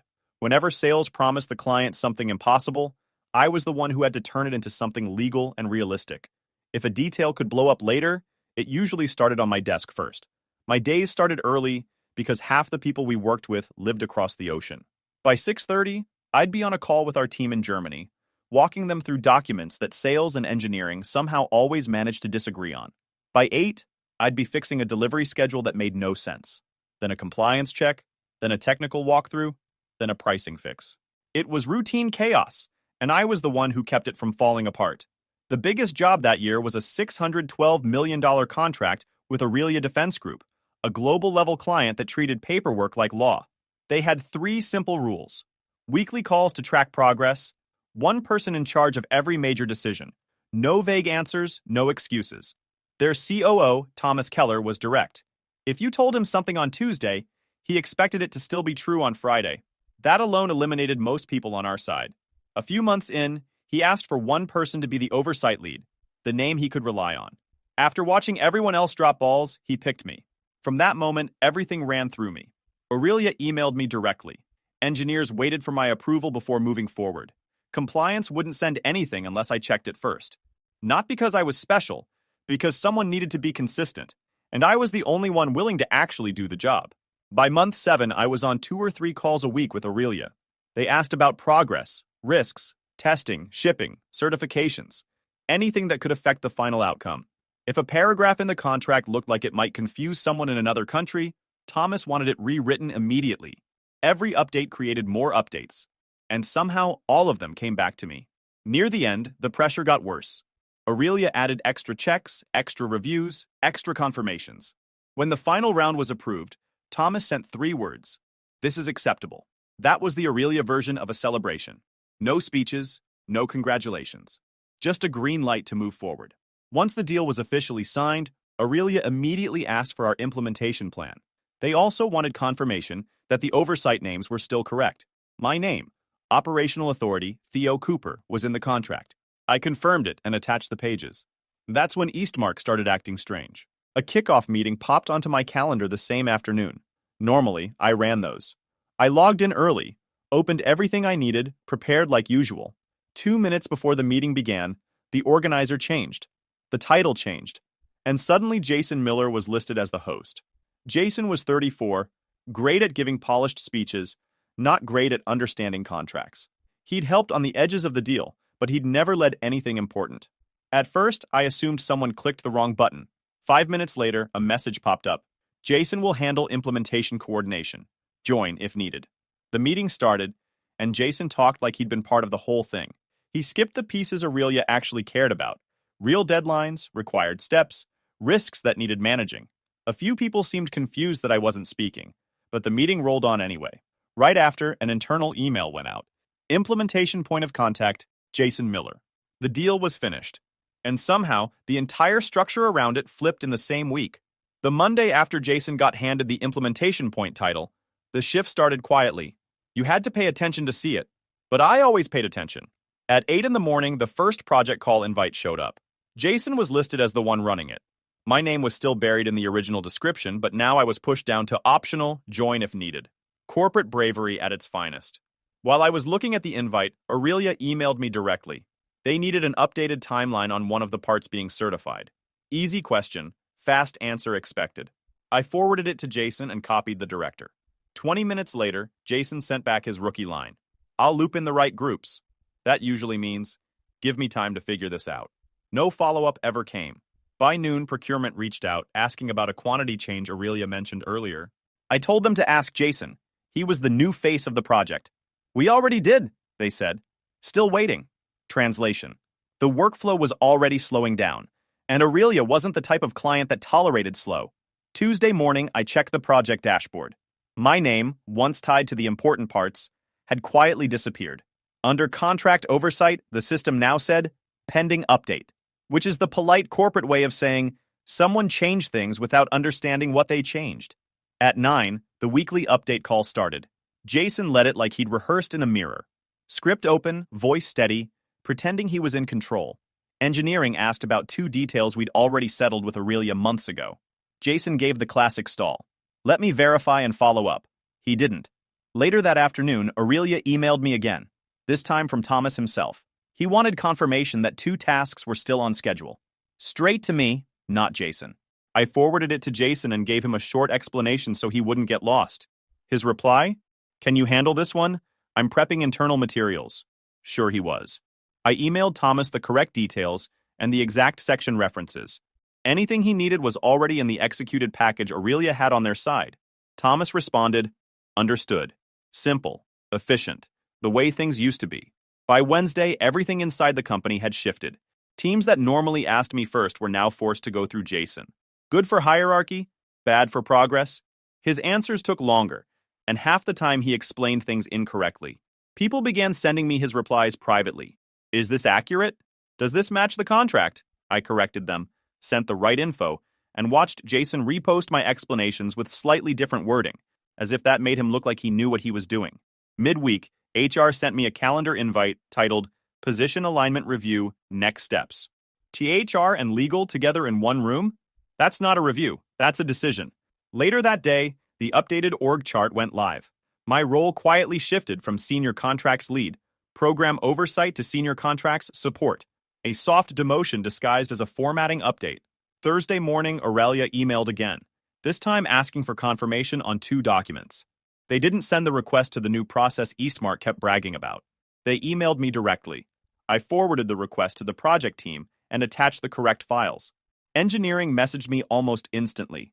Are these the final versions? Yes, I replied. An hour later, Jason sent his masterpiece. We will review and revert. No timing, no clarity, no commitment. Aurelia hates empty language. They didn't say it, but I knew they caught it. Friday morning, Aurelia followed up asking if the official schedule still held. A polite way of saying, we think something's wrong. I forwarded it to Jason again. By the end of the day, the slowdown was everywhere. Older tasks that normally cleared in hours were now sitting untouched. Teams waited for approvals that never came. People hesitated before moving, unsure who actually had authority anymore. The workflow had bent itself around Jason's new role, and the system did not bend gracefully. That afternoon, I checked the project tracker one more time. My name was gone from the oversight section entirely. In its place, to be assigned. A blank box in a system that used to run through me. That said everything. The contract didn't change. The client didn't change. The work didn't change. The only thing that changed was who the company thought should be responsible for it. The work kept moving, just not through me anymore. The HR meeting invite showed up on my calendar for Wednesday at 10 in the morning. The title, Position alignment review, was vague in the way HR likes to be vague. It usually means a decision has already been made, and they just haven't said it out loud yet. The conference room they chose was small and quiet, tucked into a corner of the fourth floor. Glass wall, white table, 3 chairs, company logo glowing on the screen. The kind of room built for controlled conversations. Susan Whitaker from HR sat at one side of the table, with a folder positioned perfectly in front of her, like she practiced the handoff. David Lynn from legal slipped in 30 seconds later, carrying a laptop he didn't seem excited about using. Both of them looked like they just left a meeting they actually cared about. Susan didn't waste time pretending this was a discussion. She opened the folder and started reading the script printed inside. Theo, thank you for joining. As part of our restructuring initiative, several roles across the company are being adjusted. Your position has been identified within that process. We're here to walk through the next steps. Her tone didn't shift once. No explanation, no personalization, just straight from the script. David opened his laptop but kept his hands still. He wasn't there to negotiate. He was there to watch. Susan kept reading, eyes glued to the page. This decision follows organizational changes after recent program activity. It is not connected to performance. She didn't mention the $612 million contract I'd closed. She didn't mention the schedule I'd built with Aurelia, the client still expecting updates, or the oversight role that legally still had my name attached to it. She simply continued reading. Then she slid the folder across the table. This contains the separation agreement, severance package, benefit details, and your asset return checklist. I opened it. Everything inside, every form, every date, was printed earlier in the week. They made the decision days ago. Before the kickoff meeting, I wasn't allowed to lead. David finally spoke. His voice was steady but detached. Your system access will remain active until end of day. It will finish their part afterward. Please keep any personal items separate from company material. Translation: finish what you can, leave quietly, and don't take anything useful. Susan went straight into the compensation section. Your severance covers 12 weeks. Healthcare coverage continues through the end of next month. We recommend returning the signed forms within 7 days. Everything was presented like it had been rehearsed. It probably was. I asked the first question. Who's taking over my responsibilities on the Aurelia program? Susan and David exchanged a look that lasted longer than their answer. David replied with a line that tried to sound confident. Implementation leadership is being handled internally. The transition plan is still in development. He didn't name Jason. He didn't name anyone. Because he didn't know. Or because they didn't want to put it in writing. I asked the second question. If Aurelia emails me directly, where should their messages go? Susan didn't hesitate. Forward everything to the main project inbox. Leadership will direct it appropriately. Once again, no specifics. They were speaking in corporate fog and hoping I'd walk out of the room without clearing it. Susan thanked me for being professional. David nodded, closed his laptop with the care of someone closing a book they hadn't actually read. The meeting lasted under 10 minutes. There were no questions about the work in progress. No request for a handover. No curiosity about what the client expected that week. I left the room with the folder, my notebook, and my laptop. The hallway looked exactly the same as it had an hour earlier. People chatting, typing, carrying coffee. No one looked up. No one wondered why HR and legal had called me in. It was just another Wednesday to them. By 3 in the afternoon, my badge changed color. Instead of green, it flashed yellow at the door. My internal chats logged out on their own. Group channels disappeared. External email still worked. Aurelia already had my direct contact info, and I already had the executed agreement saved outside Eastmark's systems. The same locked PDF Aurelia required everyone to circulate when it was signed. I didn't need internal access to read a clause with my name on it. At 5, I packed my things. Not much to take. A couple pens, a notepad, a binder I'd made years ago that wasn't confidential. I slipped my laptop into my bag since HR hadn't asked for it yet. I walked out at 5:30. Still nothing from leadership. No one asked for a handover. No one asked for an update on the client's schedule. Their silence said more than their meeting ever did. At 8 that evening, my phone buzzed. An email from Thomas Keller. Subject: Implementation Timeline. Confirmation. His message was short, direct, exactly how he always communicated. Theo, please confirm the updated dates for Compliance Step 1 and document delivery. Need verified timing before internal review tomorrow. He simply sent the question to the only person he trusted with the answer. I read it twice and set the phone down. The paperwork on my counter might have changed my relationship with Eastmark. It didn't change my relationship with the contract. The morning after HR tried to close the door on me, I sat down at my desk at home and opened the Aurelia contract. Not out of nostalgia, Out of precision, I went straight to the section Aurelia cared about the most. Right near the front was Clause 44F. Aurelia had insisted it stay early in the document, so no one could pretend they missed it. The wording was simple and impossible to argue with. Operational authority. Theo Cooper. Companies like to act as if job titles are puzzle pieces you can swap around. Clients, especially Aurelia, don't share that belief. I read the clause once, closed the file, and sent the contract to Rachel Monroe, the independent attorney I trusted for big deals. She'd seen enough of Aurelia's paperwork to know exactly how strict they were. I wrote her one line. Confirm enforceability, Clause 44F. She answered within an hour. Enforceable. They can terminate your employment, but they can't substitute the named operational authority without Aurelia's written approval. If they try, Aurelia can freeze performance. That was all I needed to hear. The clause didn't give me power inside Eastmark. It gave Aurelia a hard stop. Eastmark could take my badge. They couldn't take my name off a signed page without the client's signature. Around midday, Aurelia emailed again. This time, it was about a deadline we had agreed on months earlier. They wanted confirmation that the schedule hadn't drifted during Eastmark's internal shuffle. I replied the same way I always had, clear, direct, and supported by the contract. See Section 14, Subpart C. Timeline remains the same. A few minutes later, Thomas Keller sent another message. Copying Eastmark legal. Need reconfirmation of authority transition. There it was, the pressure point Eastmark hoped would never surface. I didn't follow up. The contract already answered the question better than anything I could write. And it's never smart to interrupt your opponent right as they're discovering their own mistake. 2 hours later, Eastmark Legal replied. And it wasn't fog. It was a gamble. Eastmark confirms implementation oversight will be handled internally. Operational authority may be fulfilled by Eastmark's designated representative. It sounded confident. It was also the kind of sentence lawyers write when they're hoping the other side won't quote the executed language back at them. Aurelia didn't respond. Silence from them is rarely silence. It's preparation. By late afternoon, Eastmark's internal systems started reacting to the mismatch.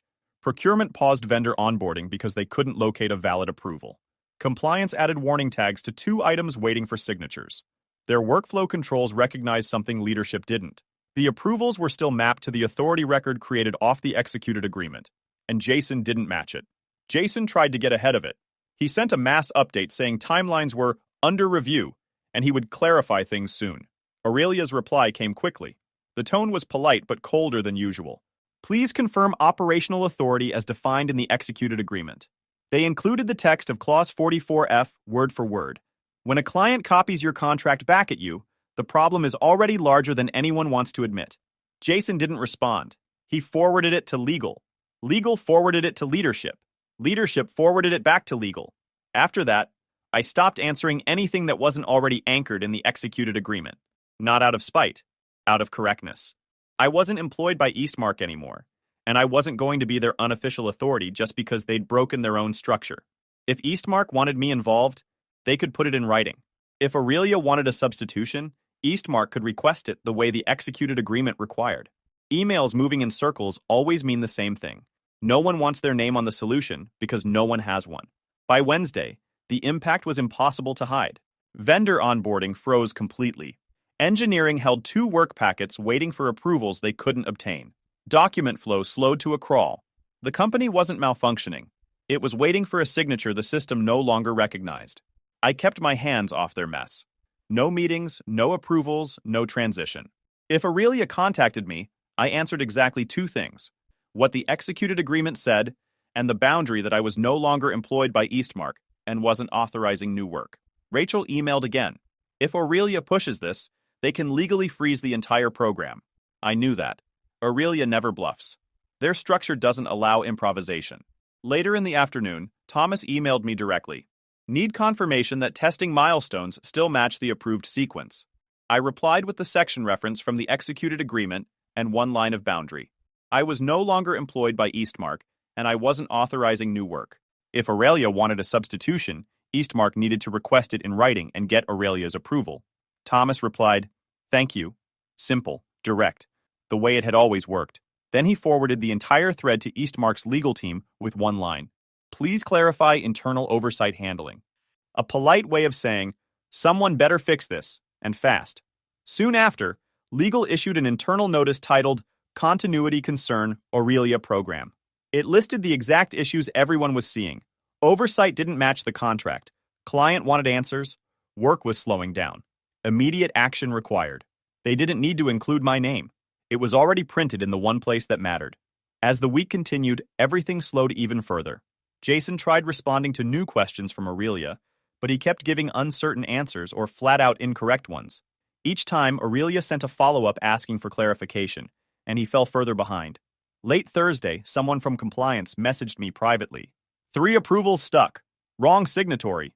Meaning Jason was trying to sign off on work the contract didn't allow him to handle. By Friday morning, 3 separate departments had paused their tasks and tagged them as awaiting oversight confirmation. The phrase spread through the building like a quiet reminder of whose name the contract actually depended on. Aurelia didn't need to issue warnings. The contract was doing the job for them. Inside Eastmark, questions piled up faster than anyone could answer, and every path led back to the same signature printed on Clause 44F mine. By Monday morning, the ripple effects weren't subtle anymore. They were everywhere. Procurement's dashboard, the one they loved showing off during budget season, was covered in yellow and red alerts tied to the Aurelia program. Every single task that needed a sign-off showed the same status. Stalled, authorization missing. Procurement acted confused, but the message couldn't have been clearer. The system was looking for my authorization. It wasn't finding it. Not because the software had opinions, because Aurelia had forced Eastmark to build a control for them. For this client, every approval flowed through a named authority record legal created when the agreement was executed. Procurement sign-offs, compliance releases, anything tied to schedule or deliverables. The workflow wouldn't accept a substitute unless legal updated the authority table and the client approved the change in writing. Eastmark could reshuffle titles all day. The system only recognized what the executed agreement had been mapped to. The company had swapped out the person the contract required, and the software didn't care about their internal reshuffling. Compliance wasn't doing any better. 2 major work streams froze with warnings saying, "Pending review, authorized signatory required." That message only appeared when someone who wasn't allowed to approve something tried anyway. It was the system's polite way of saying, someone pressed a button they shouldn't have touched. By noon, finance joined in. They flagged the entire program as implementation risk elevated. Finance never adds details. They just send warnings and wait for someone else to panic. But this one had a note attached. Milestones blocked at approval stage. Revenue timeline uncertain. In simple terms, the contract is cracking, and money might disappear. That's the kind of phrase that gives executives a stomachache. By early afternoon, the escalation finally hit Robert's inbox. I know because the distribution list included half the leadership team. Someone in finance asked him directly, "Who currently holds operational authority for the Aurelia program?" Robert responded with one sentence. Implementation lead Jason Miller. A bold answer for someone who had clearly never opened the contract. Legal replied within 5 minutes. They didn't ask the question because they were confused. They asked because they needed Robert to lock his mistake into writing. They attached a screenshot of the contract page showing my name printed under oversight. Not summarized, not paraphrased. Just the exact clause they all pretended didn't exist. A few minutes later, compliance chimed in. They flagged 3 documents Jason had tried to push through. Each one came back with the same rejection. Invalid signatory. Does not meet executed agreement requirements. Jason didn't respond. Robert didn't respond. The hallway started getting quieter. That kind of silence is usually the earliest sign of panic in a corporate building. Legal decided to dig deeper into the contract this time. Their follow-up email wasn't dramatic. It was just accurate. Clause 44F requires the named individual. Substitutions require written approval from the client. A simple sentence with a heavy impact. They couldn't pretend they didn't know anymore. Around 3 o'clock, Aurelia's legal team sent their first formal message. They didn't email the project group. They didn't email Jason. They skipped all the middle layers and went straight to Eastmark's legal department. The subject line read, "Formal notice, request for contractual compliance." The body contained 2 sentences. Aurelia requires confirmation that operational oversight remains as specified in Clause 44F. Implementation activities are suspended until alignment is confirmed. Suspended. That was the keyword. Once a client uses that word, the game changes. Inside Eastmark, the reaction was fast and chaotic. Project managers sent rapid-fire messages. Procurement wanted updates. Finance asked if they needed to redo the quarter's numbers. Leadership tried to create a response that didn't make them look like the ones who broke the program. They tried to hide the problem, but you can't hide a stalled $500 million project. Too many people depend on it. By Tuesday morning, the timeline in our system turned gray. Every milestone vanished. Progress bars froze in place. A giant banner stretched across the top. Awaiting oversight validation. That message meant only one thing. The approval controls tied to the executed agreement don't recognize the person trying to run the project. Jason tried to restart things anyway. He sent a mass email claiming, "Internal alignment is in progress." Aurelia's response came exactly 21 minutes later. "Substitute oversight not recognized. Please comply with executed terms." A professional way of saying, "Stop wasting our time and read the contract you signed." Then came the escalation that finally made leadership understand just how badly they had miscalculated. Eastmark had made the board list a prop months ago. When the contract was signed, leadership sent one of those victory lap emails, the kind with too many recipients and not enough sense, and they included the board distribution list like it was a trophy. Once an address is in a thread, it's not a secret anymore. It's just a button. Aurelia hit reply and left the board distribution list exactly where Eastmark had put it months earlier. Board members hate surprises. They hate contractual surprises even more. Copying them wasn't a courtesy. It was a record. Inside Eastmark, the building practically vibrated. Executives booked emergency calls. Teams held impromptu meetings. One project manager asked if operational authority could be temporarily delegated, not without Aurelia's written approval, and Aurelia had already made their answer clear. Meanwhile, everything kept stalling. Vendors demanded to know why onboarding stopped. Logistics wanted shipping dates. Engineering asked who was supposed to sign off on the testing schedule. No one had an answer they could put in writing. By late afternoon, legal drafted a timid response to Aurelia. "We are reviewing internal oversight alignment. Clarification forthcoming." Aurelia answered within 15 minutes. "We expect adherence to the executed agreement. No deviations accepted." Their version of slamming the door. Finance recalculated the quarter. Project management paused all future tasks.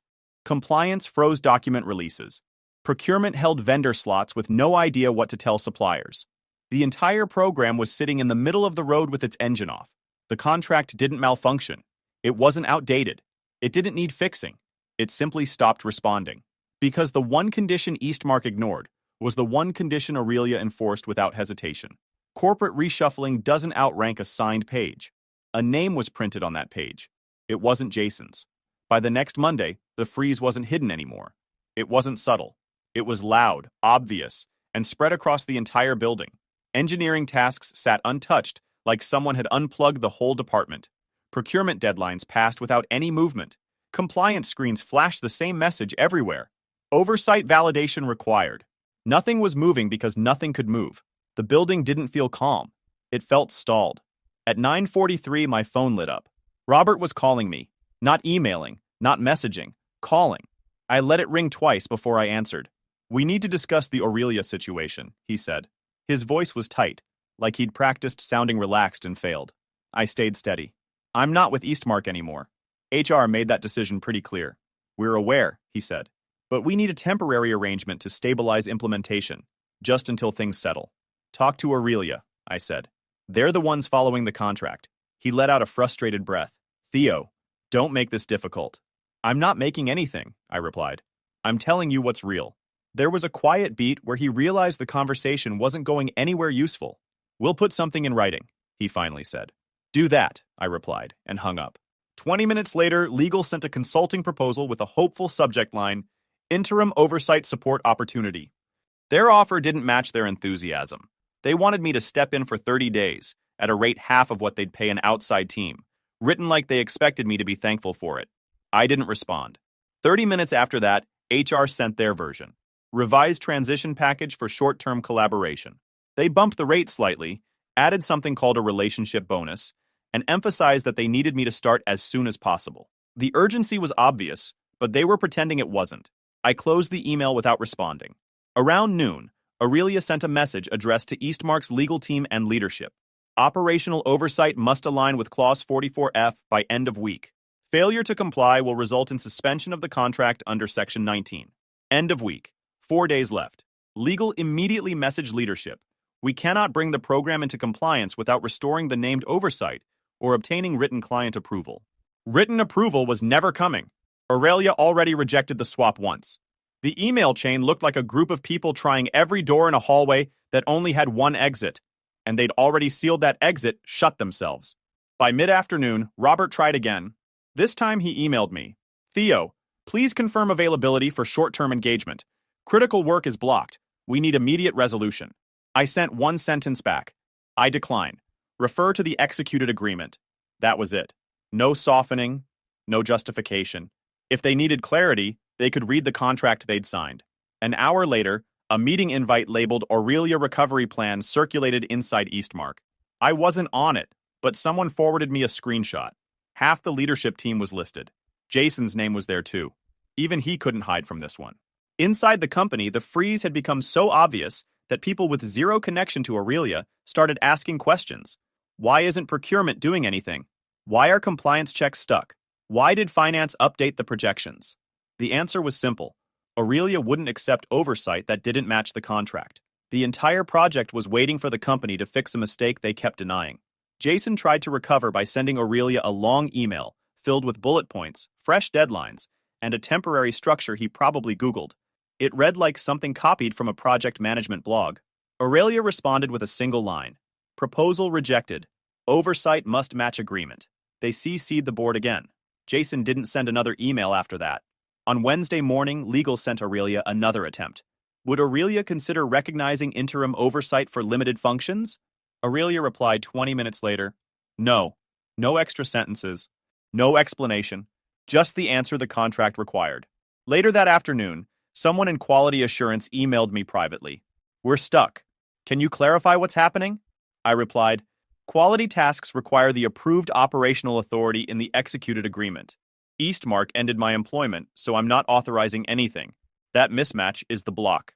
Short, direct, accurate. By Thursday, the damage was visible in numbers rather than emails. Procurement lost 2 manufacturing slots. Finance issued a revised forecast showing a significant loss. Compliance added 4 warnings tied to Aurelia's stalled tasks. Engineering moved their people onto other projects, calling the program indefinitely paused. Everything Clause 44F existed to prevent was happening in real time. At noon, Aurelia sent their final escalation. If oversight is not restored by Friday close of business, Aurelia will activate suspension rights. All obligations will halt immediately. Eastmark had 1 day to undo a mistake they built themselves. Leadership went into overdrive. Emergency meetings. Legal drafting apologies they'd never send. HR pretending this was part of a normal restructuring. Jason making himself invisible. Robert trying to find loopholes in a contract he never read properly. Nothing worked. Oversight wasn't optional. It was printed on a signed agreement with my name on it. Friday morning arrived with nothing changed. Oversight still blank. Timelines still frozen. Departments still waiting for approvals that couldn't legally be given. Robert called me again. I didn't pick up. He left a voicemail that sounded nothing like the confident executive he tried to be. We need you to return. Name a rate. We'll adjust the structure. Call me back. I deleted it. They didn't need me. They needed the authority they had already removed. By the next week, Eastmark's freeze wasn't a rumor anymore. It was visible to anyone paying attention. Vendors started reaching out, confused about delays. Partner companies quietly asked what was happening. A few smaller industry outlets even posted short notes about execution issues on a $612 million contract. Nothing public enough to hurt Aurelia, but enough to alert competitors that Eastmark had stumbled. At 10:14 that morning, my phone rang. The caller ID showed Washington, D.C. I answered on the first ring. This is Daniel Brooks, VP at North Shore Aerospace. A calm voice said, I'll keep it simple. We've been tracking the delay with Aurelia. We understand the problem is oversight. Straightforward, clean, better communication than anything I'd heard from Eastmark in months. Daniel continued, we're prepared to offer you a senior role with full authority. You'd run the Aurelia program from start to finish. No internal obstacles, no middle layers. No corporate warm-up, no unnecessary politeness. Just the offer. I asked the only question that mattered. Where does Aurelia stand on this? We've already spoken to them, he said. They're ready to move under a new prime contractor, as long as the oversight name stays the same. That didn't surprise me. Clients don't replace someone they've trusted for a year because a company decides to shuffle titles. Aurelia valued continuity. Eastmark valued hierarchy. One of those approaches works. One doesn't. Daniel added, if you're interested, we can finalize everything today. Aurelia is prepared to sign. There was nothing left to consider about Eastmark. Their part in this story ended the moment they removed the one thing the contract wouldn't let them remove. Send the paperwork, I said. 30 minutes later, an encrypted folder landed in my inbox. A clean executive contract, clear authority, direct reporting line, strong compensation. Everything spelled out. No fluff, no bait and switch. Just a structure designed by adults. By early afternoon, I received a call from Margaret Hayes, Aurelia's general counsel. Theo, she said, North Shore briefed us. We reviewed the transition, we're aligned. Oversight terms remain exactly as before. Aurelia didn't need a committee meeting to make decisions. They cared about function, not politics. Margaret continued, You'll receive an updated agreement shortly. Section 14 will reference prior work. Oversight language unchanged. Implementation will resume once signatures are complete. Understood, I said. 10 minutes later, Thomas Keller emailed me. Ready to restart. Timeline adjustments needed. We'll coordinate directly. No emotion, no commentary, just the next steps. By 3 o'clock, the phase documents were signed. North Shore held the next phase by close of business, the part that was bleeding time. The full program value was still the full program value, but the work restarted under North Shore's control while the rest of the paper caught up. And I held the same authority I'd always had, but this time at a company that actually understood what that authority meant. Implementation restarted almost immediately. Engineering teams scheduled their first review call. Procurement reopened vendor slots. Compliance reactivated document flow. Logistics picked up where they left off. Every part of the project that Eastmark had stalled sprang back to life under North Shore. By the next morning, my calendar was filled again with the same tasks I used to run. Planning, testing sequences, risk assessments, vendor checks. Except now nothing was fighting me in the background. North Shore didn't need introductions to Aurelia. The relationship was already built. The client trusted the process we'd developed long before Eastmark tried to reorganize it out of existence. No one mentioned the old company. Not Aurelia, not North Shore, not me. There was no reason to. Eastmark had removed itself from the equation. 2 days later, industry newsletters started carrying short notes. Oversight misalignment leads to program reallocation. North Shore Aerospace takes over major international contract. Eastmark Systems adjusts leadership following internal disruption. No one named names. No drama. Just quiet acknowledgement of a company losing something it thought was secure. Inside Eastmark, the confusion was predictable. Vendors emailed asking who the new contact was. Teams noticed the project tracker had been archived. Leadership held private meetings trying to explain a loss they couldn't defend without admitting fault. None of it involved me. None of it needed to. While Eastmark tried to piece together what went wrong, I met with North Shore's engineering leads to rebuild the schedule. We walked through testing order, delivery timing, and remaining risks. Everything we had built originally still existed. We just needed to restart it in a place capable of supporting it. Aurelia joined the next call. Thomas didn't mention Eastmark. He didn't bring up the transition. He just said, let's move to milestone integration. We'll adjust based on North Shore's internal flow. North Shore followed my lead. The program moved forward smoothly, steady, organized, predictable. Exactly how a large defense program is supposed to operate. By Friday afternoon, North Shore's internal dashboards showed green across the board. Tasks active, teams assigned, approvals flowing, oversight correct. Eastmark had frozen the project in a week. North Shore revived it in a day. The difference wasn't luck. It was structure. Over the following days, more quiet speculation circulated in industry chats and newsletters. Some people guessed internal politics. Others guessed compliance failure. A few figured out exactly what happened. It didn't matter. I had work to focus on. Real work. With people who understood the value of keeping their commitments. So I focused. Forward motion, nothing else. If you enjoyed this video, please hit that subscribe button. It really helps the channel and help us bring you more and better stories. Thanks.